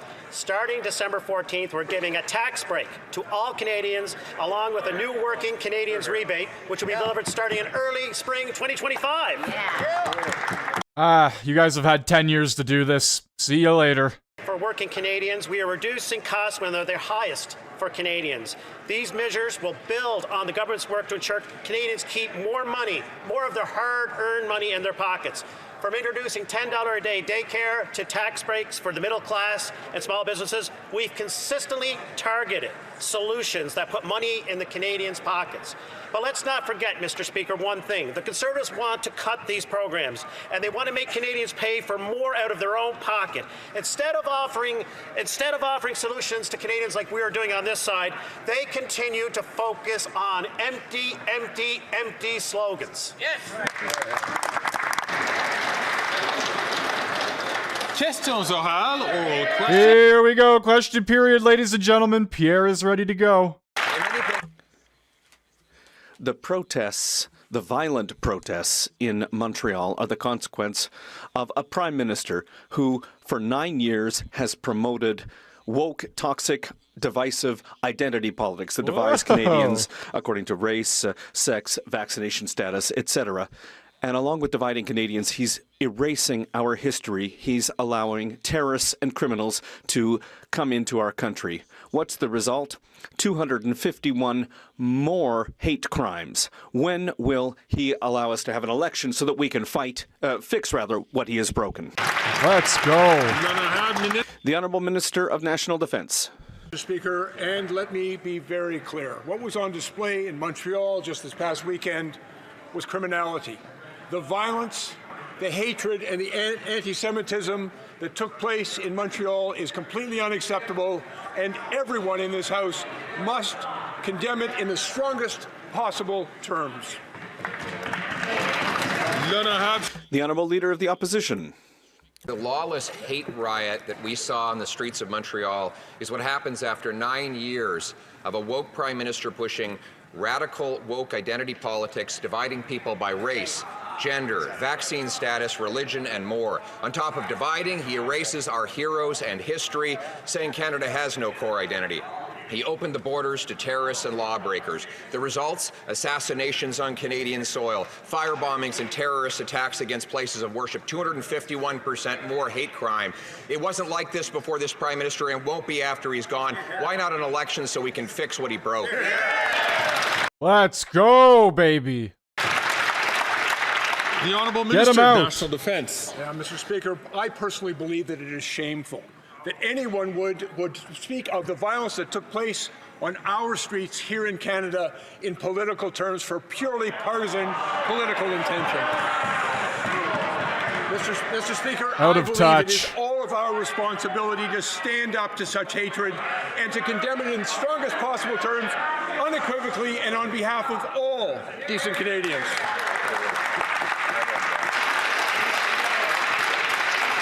The Honourable Leader of the Opposition. After 9 years of this Prime Minister, he's doubled the cost of housing and increased the cost of food 37% more quickly in Canada than in the United States. And now he's trying to hide that. He's saying that, you know, you might save 10 cents on a bag of chips, or you might be able to save on Halloween costumes after Halloween's already over, Mr. Speaker. So what has the Bloc got for keeping this Prime Minister in power? Nothing. Nothing for seniors. The leader of the Bloc Québécois, he speaks a big game, but he doesn't play a big game. Why not a carbon tax election so we can get rid of taxes and help people save real money?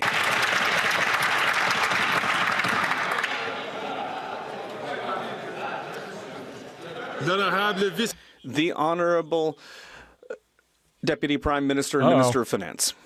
Mr. Speaker, today we can really wonder who talks a lot and who does a lot, because today every member of this House has the right, the obligation to help Canadians, Quebecers, with a bit of help. So my question is, will the Conservative members have the right to vote for their constituents? The Honourable Leader of the Official Opposition. After doubling housing costs and inflating food prices 37% faster in Canada than in the United States, with inflationary carbon taxes and deficit spending, the Prime Minister now has a tiny 2-month tax trick that will save you 10 cents on a pack of chips, save you a few pennies on a Christmas tree, but only after your Christmas tree is already up and decorated. You'll even save on Halloween costumes 2 months after Halloween. Does he really expect Canadians to fall for this tiny tax trick just before he quadruples the carbon tax on heat, homes, gas, and groceries? The Honourable Deputy Prime Minister and Minister of Finance. Mr. Speaker, I'm really glad the Leader of the Opposition started by comparing our economic position with the U.S. Because the fact is, in Canada, inflation is lower. In Canada, interest rates are lower. In Canada, deficits are lower. And in Canada, the public debt is lower. Let's stop talking Canada down.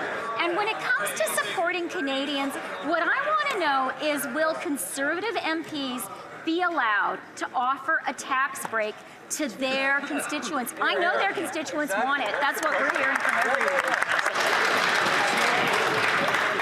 The Honourable Leader of the Opposition. Mr. Speaker, this from a minister who, after finding out that the economy is entering its 6th consecutive quarter of shrinking per capita GDP, that's income per person, down, while the American income per person is up. After she learned that there are 2 million people lined up at food banks, 38% more chronic homelessness, 1,400 homeless encampments in Ontario after 9 years of this government. She says we're not in a recession, we're in a vibe session, she says. So what's her message to people who are hungry and homeless after 9 years of her government? They just need to get with the vibe? Exactly. Whoa! Honourable Deputy Prime Minister and Minister of Finance. Mr. Speaker, my message to the leader of the Conservatives is to be a little more economically literate. I guess. I guess he did look at the recent GDP revisions, the upward revisions in GDP that show a good result for Canada in per capita GDP.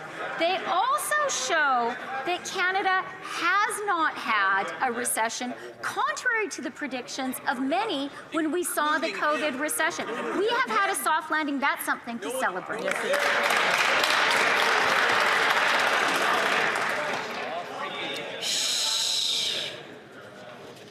The Honourable Member for Belleuil-Chambly. Mr. Speaker, allow me to remind you that the Bloc Québécois' useless measures, apparently, when it came to supply management and seniors, well, the young man who leads the Conservative Party, he voted in favour of those. However, when it comes to purchasing power in Quebec and Canada, there are measures that have been proposed, and there are measures that are going to be accessible to millionaires, and checks are going to be sent to people who, you know, have high revenue, $150,000. Does the government not realize that it's abandoning those who really need help with these measures? The Honourable Deputy Prime Minister and Minister of Finance. Mr. Speaker, I take the Bloc Québécois' concerns very seriously when it comes to our seniors, and I take them seriously because our government shares those concerns. That is why our government has supported seniors across Canada more than any other federal government. This year, Canadian seniors will get $48 billion in support from the federal government. And that's fair because they deserve it. I think all MPs should be required to take a cognitive test, but specifically Chrystia Freeland.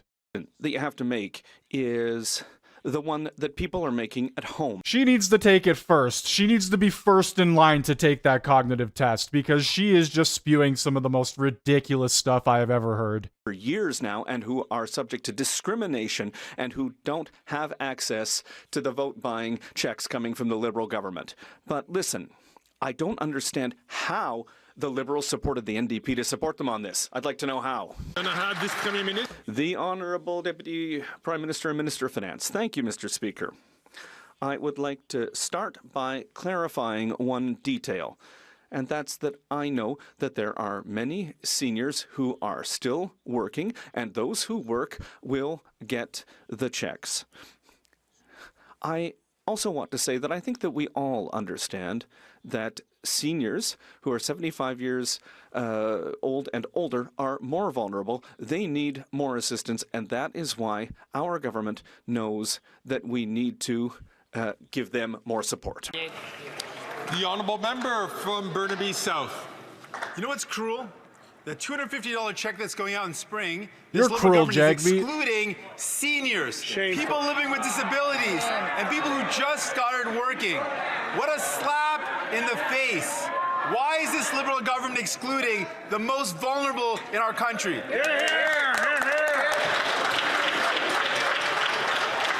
For the Honourable Minister response, I was going to ask members please to not take the floor unless they're recognized so that everyone can hear the question. The Honourable Deputy Prime Minister and Minister of Finance. Mr. Speaker, I'd like to thank the NDP leader for his question, and I hope he and all members of this House will help work with us to unblock this Parliament and to get the support to Canadians that they need and deserve. When it comes to the Working Canadians rebate, we know that there are hardworking people across the country who have been through challenging times, and we know that now is the time to provide them with that extra support. I hope all MPs will join us in doing that. The Honourable Member for Burnaby South. Workers desperately need help, like seniors, persons with disabilities, and young people who've just got their first job. And yet this government is excluding them from the $250 payment.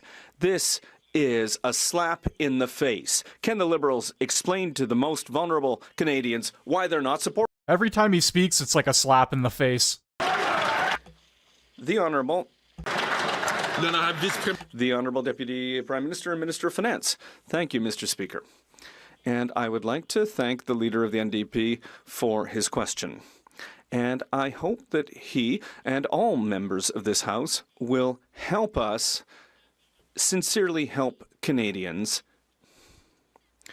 Our government understands the importance of supporting the most vulnerable, and that's what we've done starting in 2015, and we will continue to do that. Today, we understand that Canada's workers need help, and we are going to help them.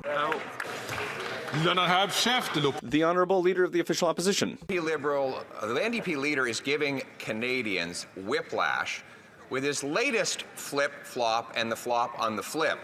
First, he said he tore up his deal with the Liberal government. Then he said that he had taped it back together because they had signed on to his 2-month tax trick. Now he rises on his feet to say that the trick is a rip-off of seniors and persons with disabilities. So then why won't he put his actions where his words are and vote for a carbon tax election so Canadians can choose between this 2-month trick and axing the tax for good?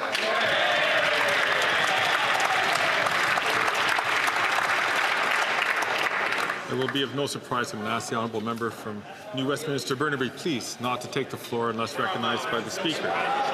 We'll see what happens, the first of many. The Honourable Deputy Prime Minister and Minister of Finance. Thank you very much, Mr. Speaker. Mr. Speaker, the only inconstant flip-flopper in this House is the Leader of the Official Opposition. For months, he has been talking about how Canadians need a little more support. But it turns out that unless you recite robotically his Dr. Seuss rhymes, he's not going to agree with your approach to helping Canadians. Now is the chance for him and his MPs to actually give Canadians some real support. Let's get together. The Honourable Member from Thornhill. The streets of a major Canadian city were set on fire this weekend, and the Prime Minister was nowhere to be found. A radical, anti-Semitic, anti-Canadian mob burned cars, smashed windows, assaulted police officers, and the Prime Minister was nowhere to be found. It took him until noon the next day, and he offered the most basic platitudes resembling some standard condemnation that he's been offering after fomenting the hatred that he's now surprised about. So I have one question. When was the Prime Minister told about the riot, and why did he decide to keep dancing the night away?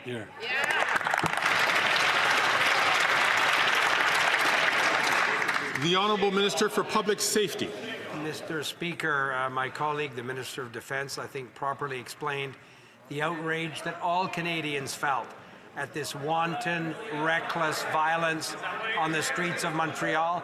Mr. Speaker, we condemn unequivocally the rising and concerning rates of anti-Semitism and all other hate crimes in the country. We're working with provincial authorities, local police to combat this. And let me be very clear, Mr. Speaker, no matter what group you claim to represent or what cause you're advancing, if you're smashing windows and assaulting Canadians, you're a criminal and you'll face the full consequences of the law.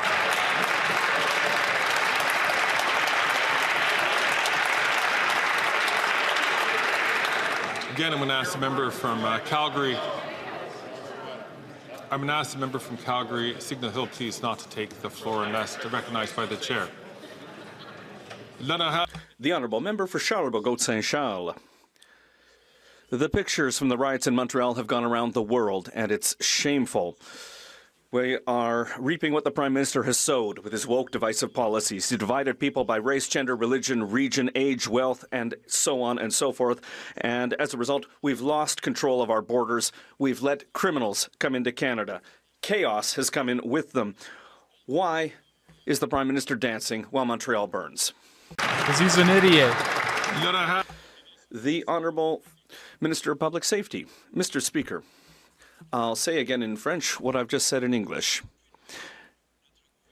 Our government, in every instance, condemns the acts of violence and the criminal acts that we saw on the streets of Montreal. It's completely unacceptable to put forward a political point of view by destroying Canadians' property, by committing assault, by attacking police officers. You're not demonstrating peacefully in those cases. You are a criminal and you'll face justice. Oh yeah, because the liberal justice system has been very good. And yet, Mr. Speaker, for this Prime Minister, it's not enough that Hamas representatives are burning our city senators. He's opened our borders to terrorists and criminals, and he's called anyone who's questioned his policies a racist. Despite the Conservatives' demands to put the Islamic Revolutionary Guard on the list of terrorist entities, he's let them operate legally here for years, and now he's letting Hamas representatives destroy our cities. Why did the Prime Minister choose to dance when he knew that Montreal was burning? The Honourable Minister of Public Safety.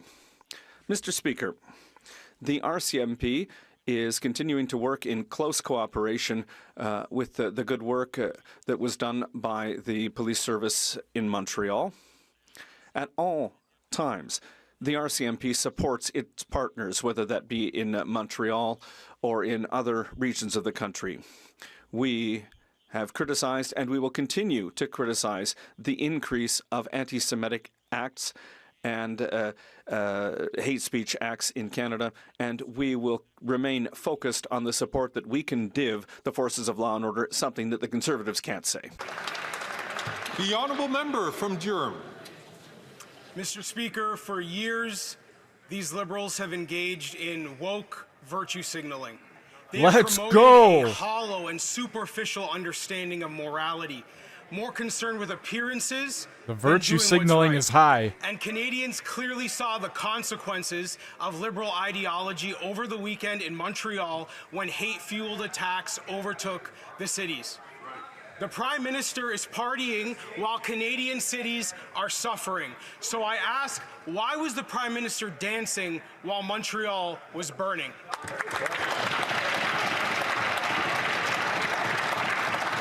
The Honourable Minister of Justice and Attorney General. Mr. Speaker, I thank the member for that question, because all Canadians in this House and all Canadians around the country detest and render unacceptable what we saw on the streets of Montreal. That kind of violence, that kind of unlawful behaviour, that kind of anti-Semitism is unacceptable and will never be countenanced. While we're talking about the fight against anti-Semitism, I will just put it to that member that we have legislation on the floor of this chamber that will take the ban on willful promotion of anti-Semitism and accentuate the penalties, taking them from 2 to 5 years. Will the member support that bill? It's called Bill C-63. It targets online radicalization, which is the root cause of what we're seeing. Ah, yes, tying in everything to online radicalization. The honourable member yes. for Durham. This Liberal Justice Minister, just like his boss, the Prime Minister, refuses to take any responsibility for creating the conditions that led to what we saw in Montreal just a couple of days ago. It's this Liberal Justice Minister's DEI criminal justice policies that have allowed crime to go unchecked in our cities. It's this Liberal Justice Minister that won't lift a finger to do anything about the violence targeting religious communities in Canada. The Prime Minister is the problem. The Liberal Justice Minister is the problem. So I ask again, when will the Prime Minister stop dancing and address crime in our cities? Why is he the only one that actually addresses things like DEI and virtue signaling? Mr. Speaker, I reject that out of hand. What I would say on this side of the House is that what we are doing is we are working to ease tensions in our communities. We are looking at the statistics on hate crimes. We're seeking to address them. What is the proof positive? When I announced the bill C-63 in this chamber, who was standing by my side, Mr. Speaker?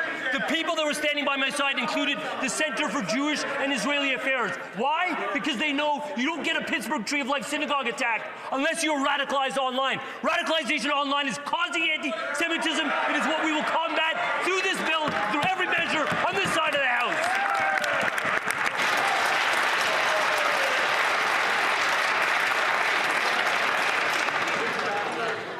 It's the internet. It's the internet, exactly. I give the floor to the honourable member for Belleuil-Chambly.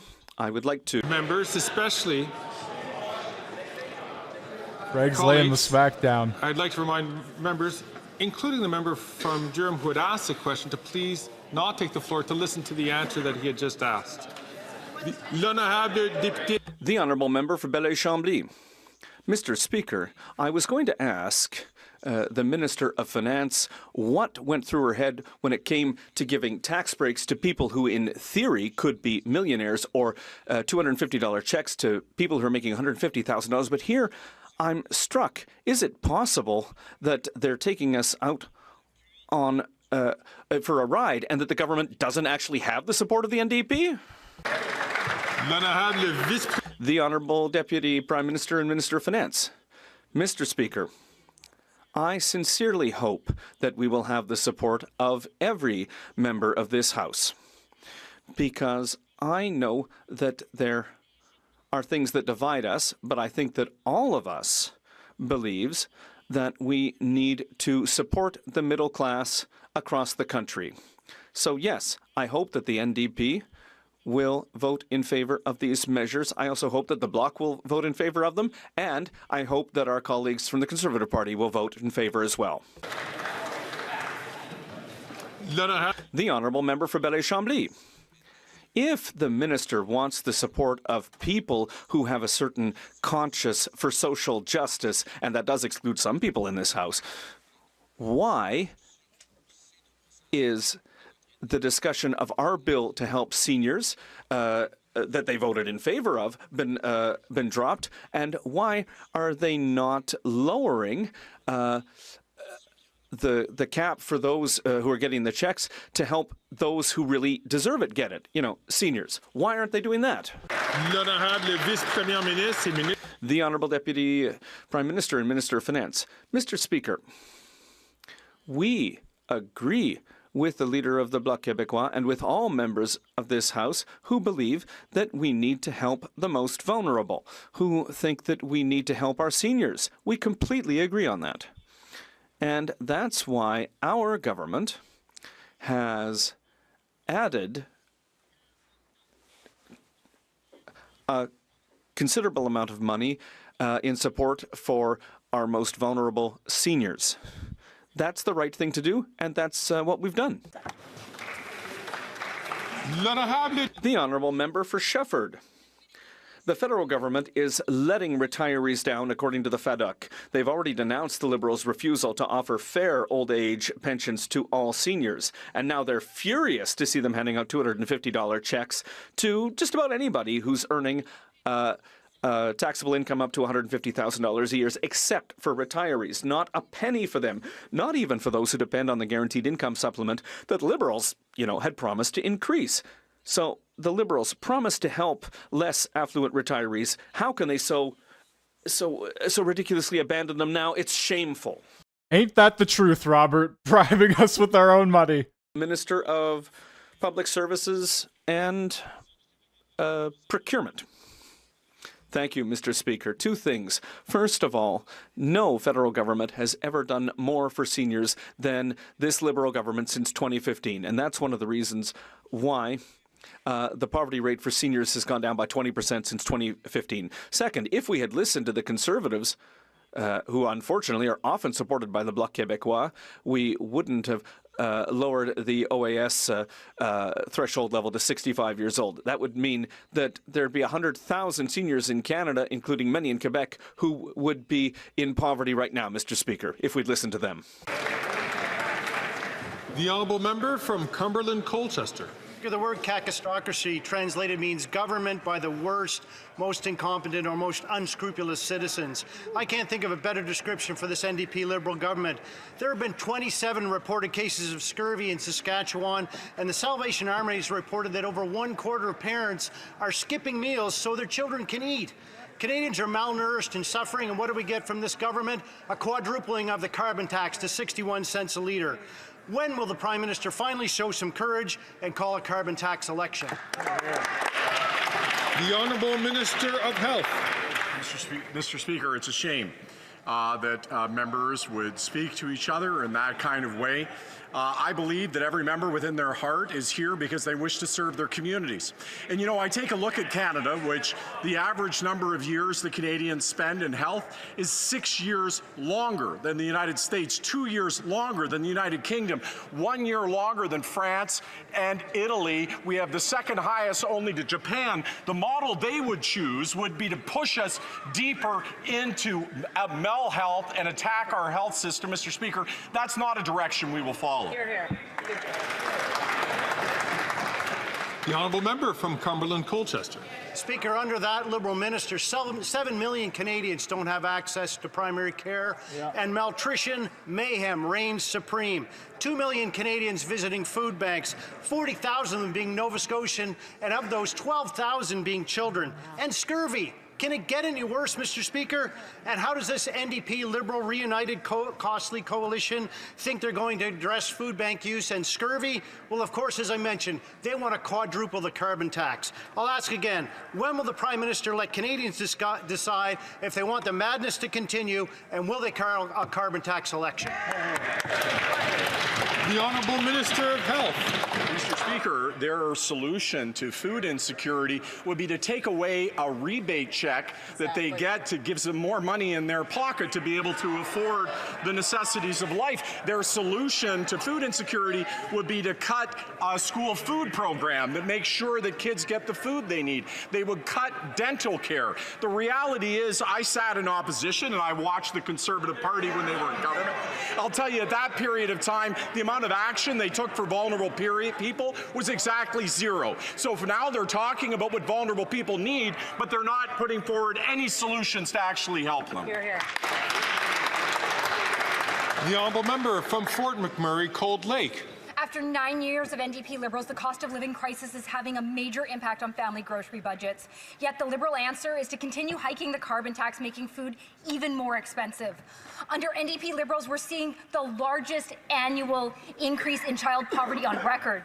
1 in 4 parents are cutting back their food to feed their kids, and 1 in 5 children are now living in poverty due to the NDP Liberals government. That's nearly 1.4 million children. Enough is enough. Will the Prime Minister give Canadians a choice and call a carbon tax election? The Honourable Deputy Prime Minister and Minister of Finance. Mr. Speaker, I have a great deal of respect for the MP from Fort McMurray, and that's why I'd like to ask her and all of her colleagues, who I believe sincerely do care about Canadian families, to join us in supporting Canadian families. And here's how they can do it. Vote for a GST rebate over the holidays. That would mean no GST on diapers, no GST on kids' clothes, no GST on that prepared food, maybe rotisserie chicken, that a hardworking mom wants to pick up after work to feed her kids. That is real support we can all deliver in a couple of weeks. The honourable member from Port Moody, Coquitlam. Seniors and persons with disabilities are hardest hit by rising costs driven by unchecked corporate greed because they live on fixed incomes and already struggle to pay for medication and groceries. Yet the Liberals excluded them from their planned $250 rebate. We know Conservatives cut supports Canadians need, and these Liberals always let people down. Will the government get real, reverse this cruel and callous decision, and ensure seniors and persons with disabilities also get the relief they need? The Honourable Parliamentary Secretary to the Minister of Labour and Seniors. Thank you, Speaker. This government has done more for seniors than any other government. First thing that we did was roll back the retirement age from 67 to 65, taking 100,000 seniors out of poverty. We increased the GIS by $1,000, taking nearly 1 million seniors out of poverty. We increased the OAS for the most vulnerable seniors. And yes, we are doing a tax break for all Canadians, including seniors. So I ask everyone in this House to stand up for seniors and to vote for our tax breaks for all Canadians.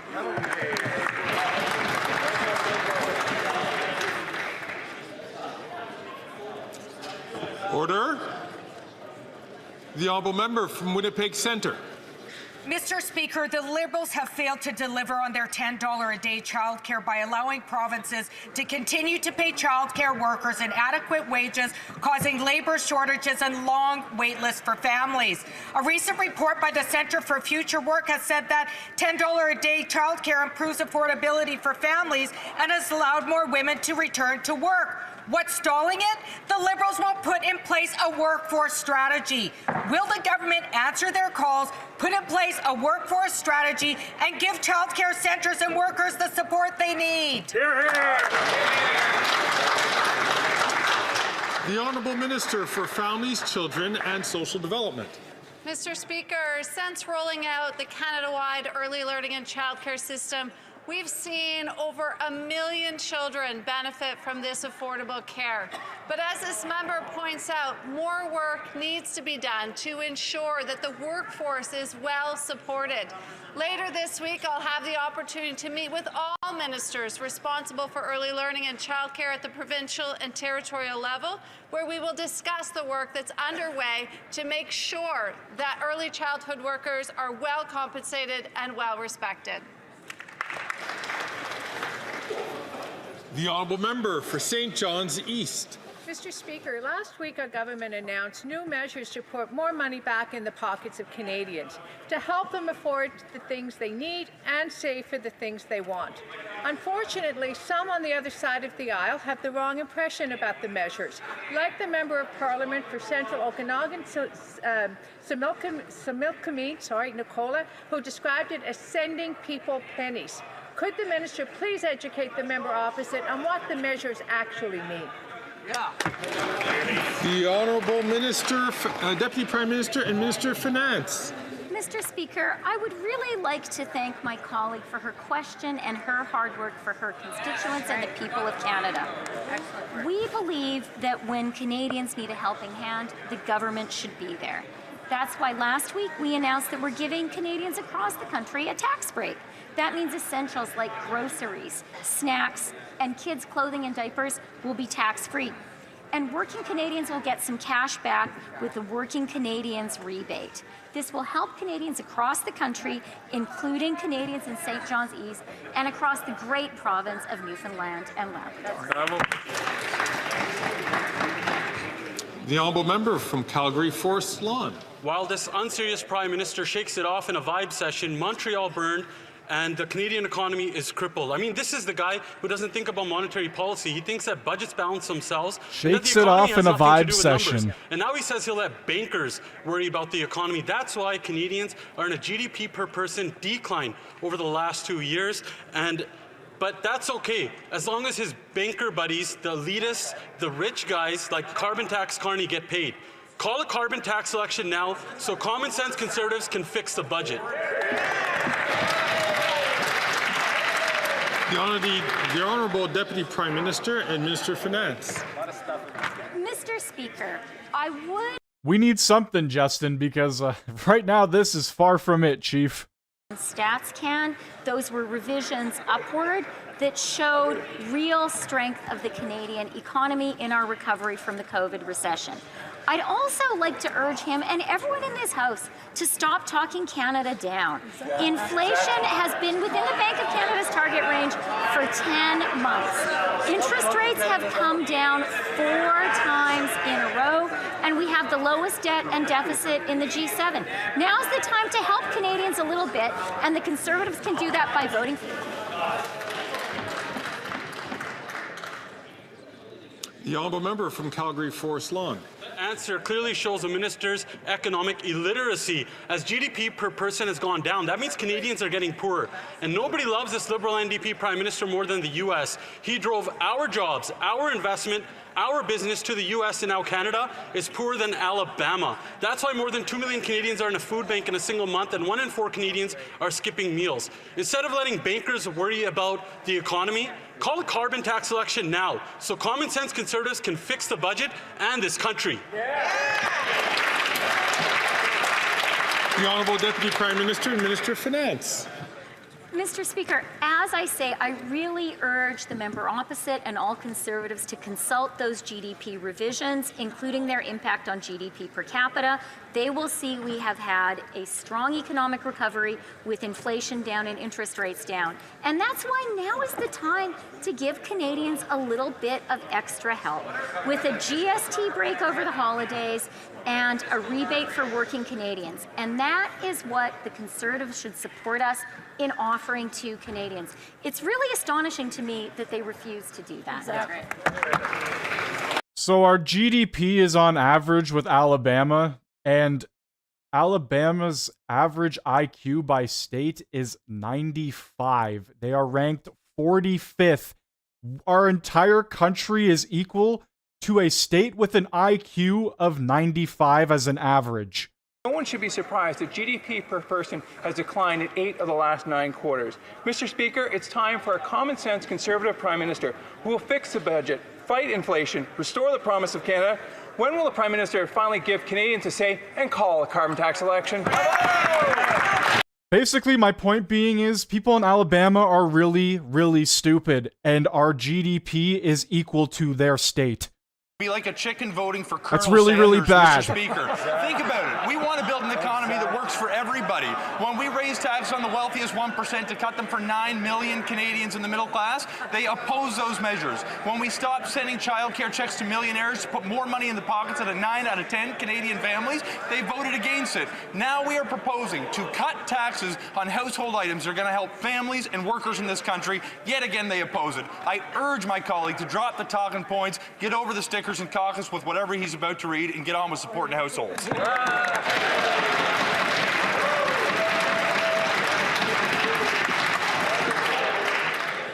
The honourable member from Northumberland, Peterborough South.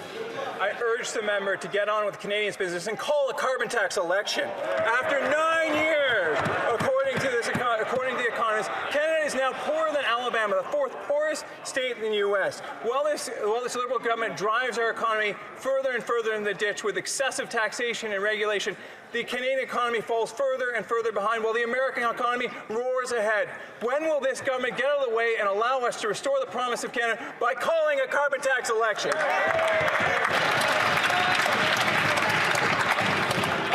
The Honourable Minister for Housing, Infrastructure and Communities. It is like we are playing bingo here, the number of slogans that are being read off when people can't take their eyes off the sheet. Listen to this, is from an article recently. Conservatives talking about their own leader. If you repeat this is from an article recently. You are selling. Just pulls it out of his ass. Leader. The difference between us and them, I don't have to hold.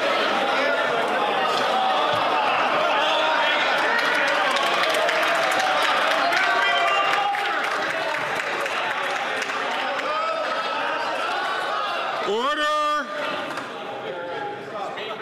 The Honourable Minister, start from the top this time, please. No interruptions. Mr. Speaker, the difference between the Liberals and Conservatives in question period, I don't need to have my notes in front of me to actually speak in the House. Mr. Speaker, they are being rewarded in caucus when they repeat the slogans in this House, not when they defend their communities at home. The honourable member won't even admit that his community would be better off receiving money for housing. He stands up and votes against measures once and twice and 3 times to deny tax breaks to families in his community. We are going to be here to support working families. I wish for once the Conservatives would join us.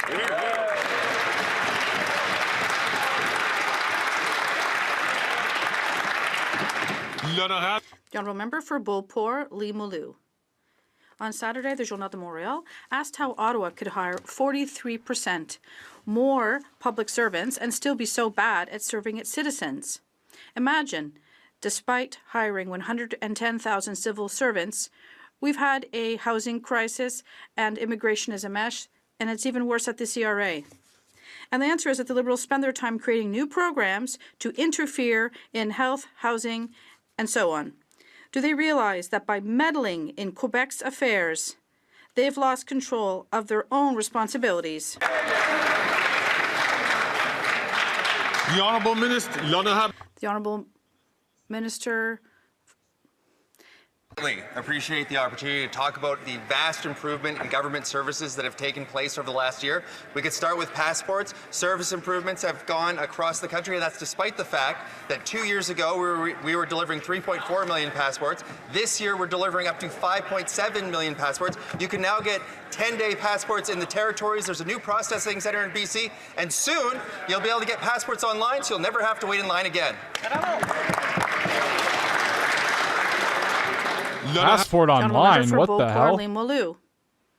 The Journal de Montreal doesn't even reveal the full extent of the federal bureaucratic fiasco, because while the public service has ballooned by 43%, the use of subcontractors has also exploded. In addition to a loss of control within its own bureaucracy, resulting in service breakdowns for citizens, there's also a loss of control outside the bureaucracy, resulting in scandals like ArriveCan. And there's never just one minister in charge. How is it possible to be plunged into a fiasco of this magnitude without anyone being held accountable? The Honourable Minister of Public Services and Procurement. Mr. Speaker, one scandal would obviously forbid the Conservative Party or the Bloc to be opposed to the Canadian dental care plan, because more than 13,000 seniors have received care. And this means several thousand of them were able to go to the dentist for the first time in years, or other type of dental specialists. No, they voted against. The Conservatives and Bloc voted against these measures, and unfortunately my colleague knows that. The Honourable Member for Portneuf-Jacques-Cartier. Thank you, Mr. Speaker. Over the weekend, the newspaper headlines read, "Nothing's working at the federal government. It's too big, too fat, and too inefficient." We've been saying this for 9 years, and unfortunately this Liberal government is kept in power by the Bloc Québécois, which supports it and voted in favour of its inefficient spending. It's sad to see Canadians tightening their belts while the Bloc Liberals waste taxpayers' money. When will we have an election so that Quebecers can elect a responsible Conservative government? Oh, you guys lied about voting the non-confidence on Trudeau. That's what happened with the Bloc.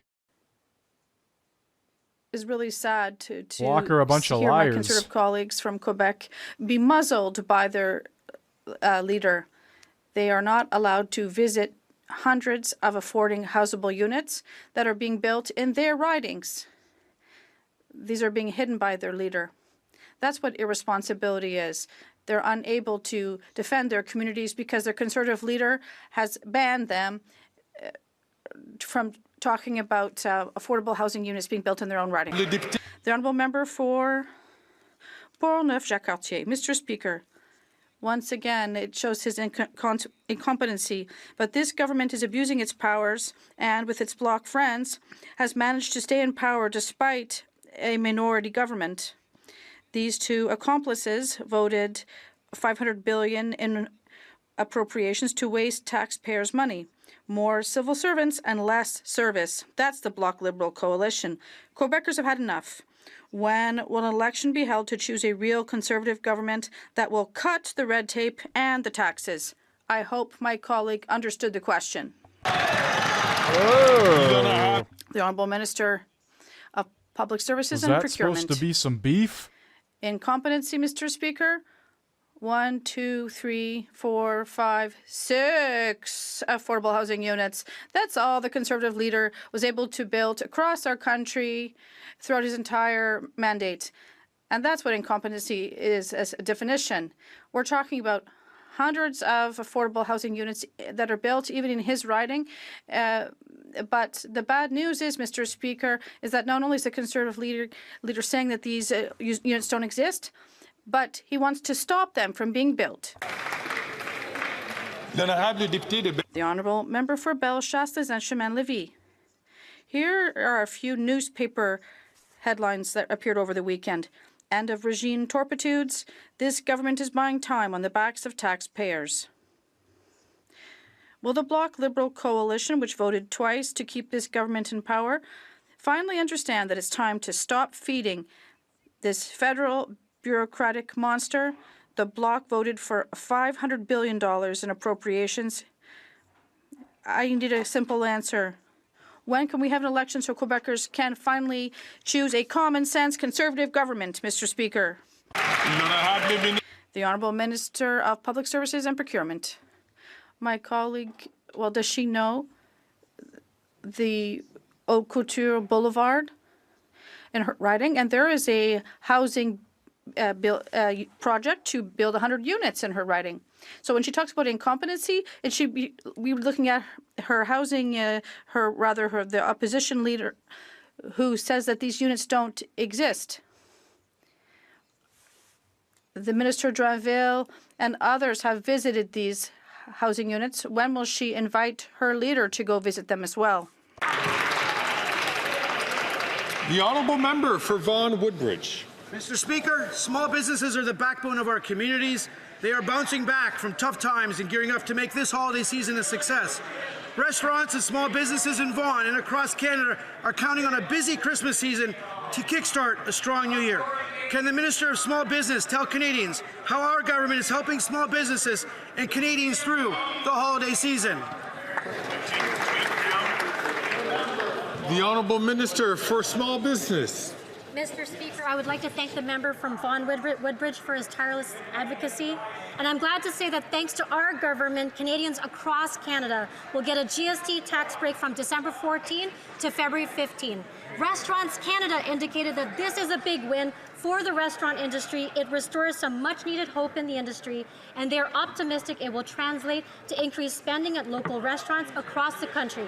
This could mean a boost of up to 5% or close to $1 billion in additional revenue. Mr. Speaker, this tax break helps restaurants and small businesses across the country, so let's support local, Mr. Speaker. The honourable member for Kildonan and St. Paul. The Winnipeg law enforcement community is reeling from a violent incident last night where an officer was stabbed in the neck. Thankfully, he's in stable condition, but this is the reality faced by our brave police officers every single day. In fact, in Toronto, 637 police officers have been injured on the job just this year alone. It's no wonder with a 50% rise in violent crime, which is 200,000 additional violent crime incidents each year compared to 2015. When are the Liberals going to finally wake up and support our police and do something about this? The Honourable Minister for Public Safety. Mr. Speaker, that's exactly what our government does. It supports police doing this dangerous and difficult work across the country.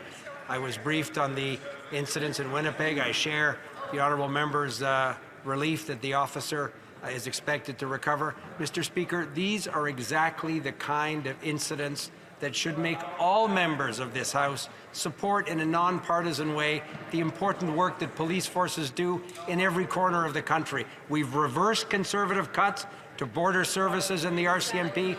We support local and provincial police, and we'll continue to do exactly that. Oh, this guy's a bad liar. Kildonan, St. Paul. Mr. Speaker, the Liberal government often blames the provincial courts, for example, for the crime wave we're seeing across this country. But of course, the provincial courts are governed by the law, and the Liberals changed the law with Bill C-75, which made bail the default for violent repeat offenders. And the results are clear. 116% increase of gun crime in Canada, 50% increase of violent crime, 200,000 additional violent crime incidents each year since 2015 under their watch, Mr. Speaker. How many more people are going to have to get hurt before they realize it's their policies that have caused all this destruction? The Honourable Minister of Justice and Attorney General. Speaker, a couple of points of clarification. First of all, bail reform was asked for 18 months ago. We delivered bail reform. What we asked for subsequently is we asked for provinces, including that member's province, to provide us with data and information. In fact, the province of Manitoba has supplied us with that information. They are working diligently to improve the number of police officers, to improve the number of crowns, to think about how JPs are trained, and to ensure detention facilities are available to receive individuals. We're not seeing that across the country. We're certainly not seeing that in the province of Ontario. That's where the complementary piece of the administration of justice at the provincial level needs to happen. The honourable member from Medicine Hat, Cardston Warner. Mr. Speaker, after 9 years of this Liberal NDP government, crime is up. Soft on crime policies like their catch and release bail failures have led to a 50% increase in violent crime. Last night, a police officer in Winnipeg was stabbed in the throat But thankfully that officer is in stable condition. However, this situation should never have happened in the first place. Yes, exactly. Liberals' hug-a-thug approach to crime is making an already dangerous job increasingly unsafe and more challenging.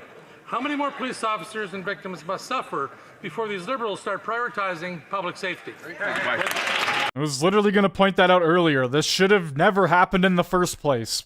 Support for what the Winnipeg police officers do and what every police officer does around this country to keep all of our communities safe. That's the first point. The second point that I want to reiterate is that we're actually seeing declining numbers of law enforcement officers in municipalities right around the country. I can speak most directly to my own town of Toronto. There are currently 700 fewer officers on the beat in Toronto than there were when the Minister of Defence was the Chief of Police. We need to ensure that municipalities and provinces are stepping up to complement the work we are doing with the criminal code to keep our communities safe. That means officers, that means crowns, that means JPs and detention facilities.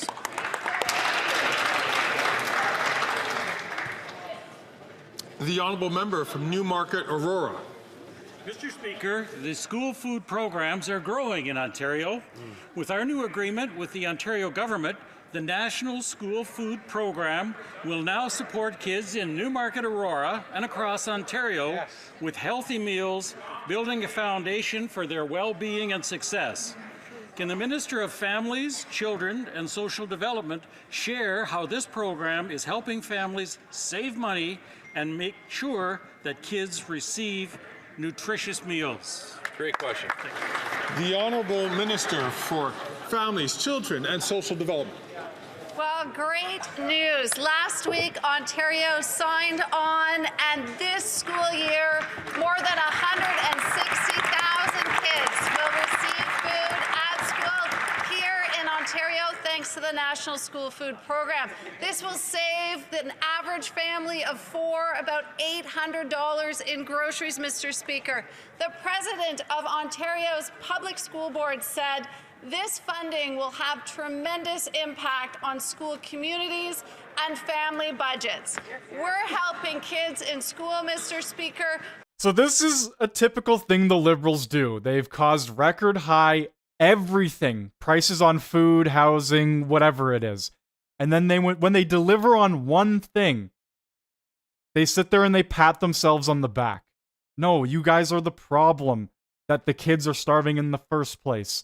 So don't sit there and act like you're saving and helping Canadians by doing this. Canadian Transportation Agency is creeping around online forums trying to catch air passengers who are sharing their experience. So on the one side, we've got the rich airlines backed by the best lawyers and lobbyists, and on the other side, Canadian families struggling to navigate this government's botched complaint process. Will the minister immediately stop government online surveillance of air passengers in Canada? The Honourable Parliamentary Secretary to the Minister of Transport. Thank you, Mr. Speaker, and I thank the member for the question. Mr. Speaker, our government was the first to protect the rights of passengers starting in 2019. Mr. Speaker, the air passenger protection regulations are there to protect passengers and their families, and we expect all airlines to follow these rules. Mr. Speaker, we're going to be relentless in working with the airlines to ensure, once again, that they are looking after their passengers as well as the families of those passengers. Thank you, Mr. Speaker. The honourable member from Kitchener Centre. Mr. Speaker, with $4.7 billion, this government could have cut chronic homelessness across the country in half and had $1.2 billion to spend. All right, I don't know what's going on with the CPAC feed right now, but it's Instead, breaking up like they crazy. want to throw it at a pre-election. Already living in poverty are left out entirely. Do people with disabilities mean so little to this government they aren't even trying to buy their votes anymore? The Honourable Minister for Diversity, Inclusion and People with Disabilities. Mr. Speaker, no other government has done more to support seniors and persons with disabilities than this Liberal government. Mr. Speaker, whether it is through dental care program that is going to help 9 million Canadians, or the Canada Disability Benefit, or by increasing seniors' pension, Mr. Speaker. The GST-HST tax break is yet another measure to support Canadians' families, Mr. Speaker, and our Working Canadians rebate is going to support more than 18 million working Canadians to get that $250 check in April. This is good news, Mr. Speaker. Let's get it done. No, That's really not good news. Chers collègues, je voudrais... Dear colleagues, I wish to draw your attention to the presence in the gallery of the winners of the Social Sciences Award. Impact Awards 2024 from the Social Sciences and Humanities Research Council.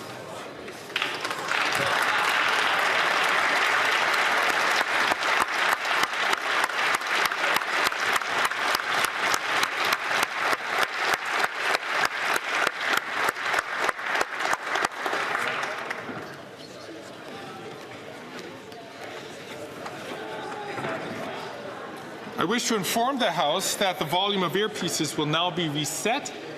Alright, I'm wondering if there's going to be points of order or if it's just going to go directly into tabling documents. We'll see what happens.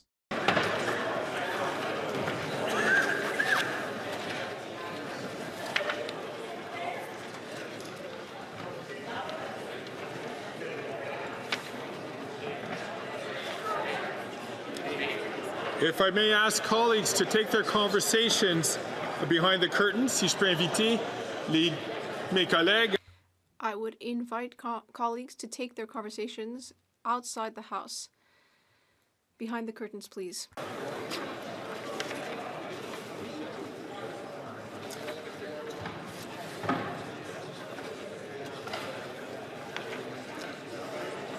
Affaires courantes ordinaires. Daily routine of business.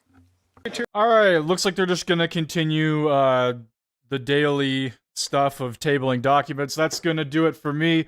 Thank you all for joining today. I will be live tomorrow for question period, same time as normal. Hopefully you have a great rest of your day or night, depending on where you are. Take it easy.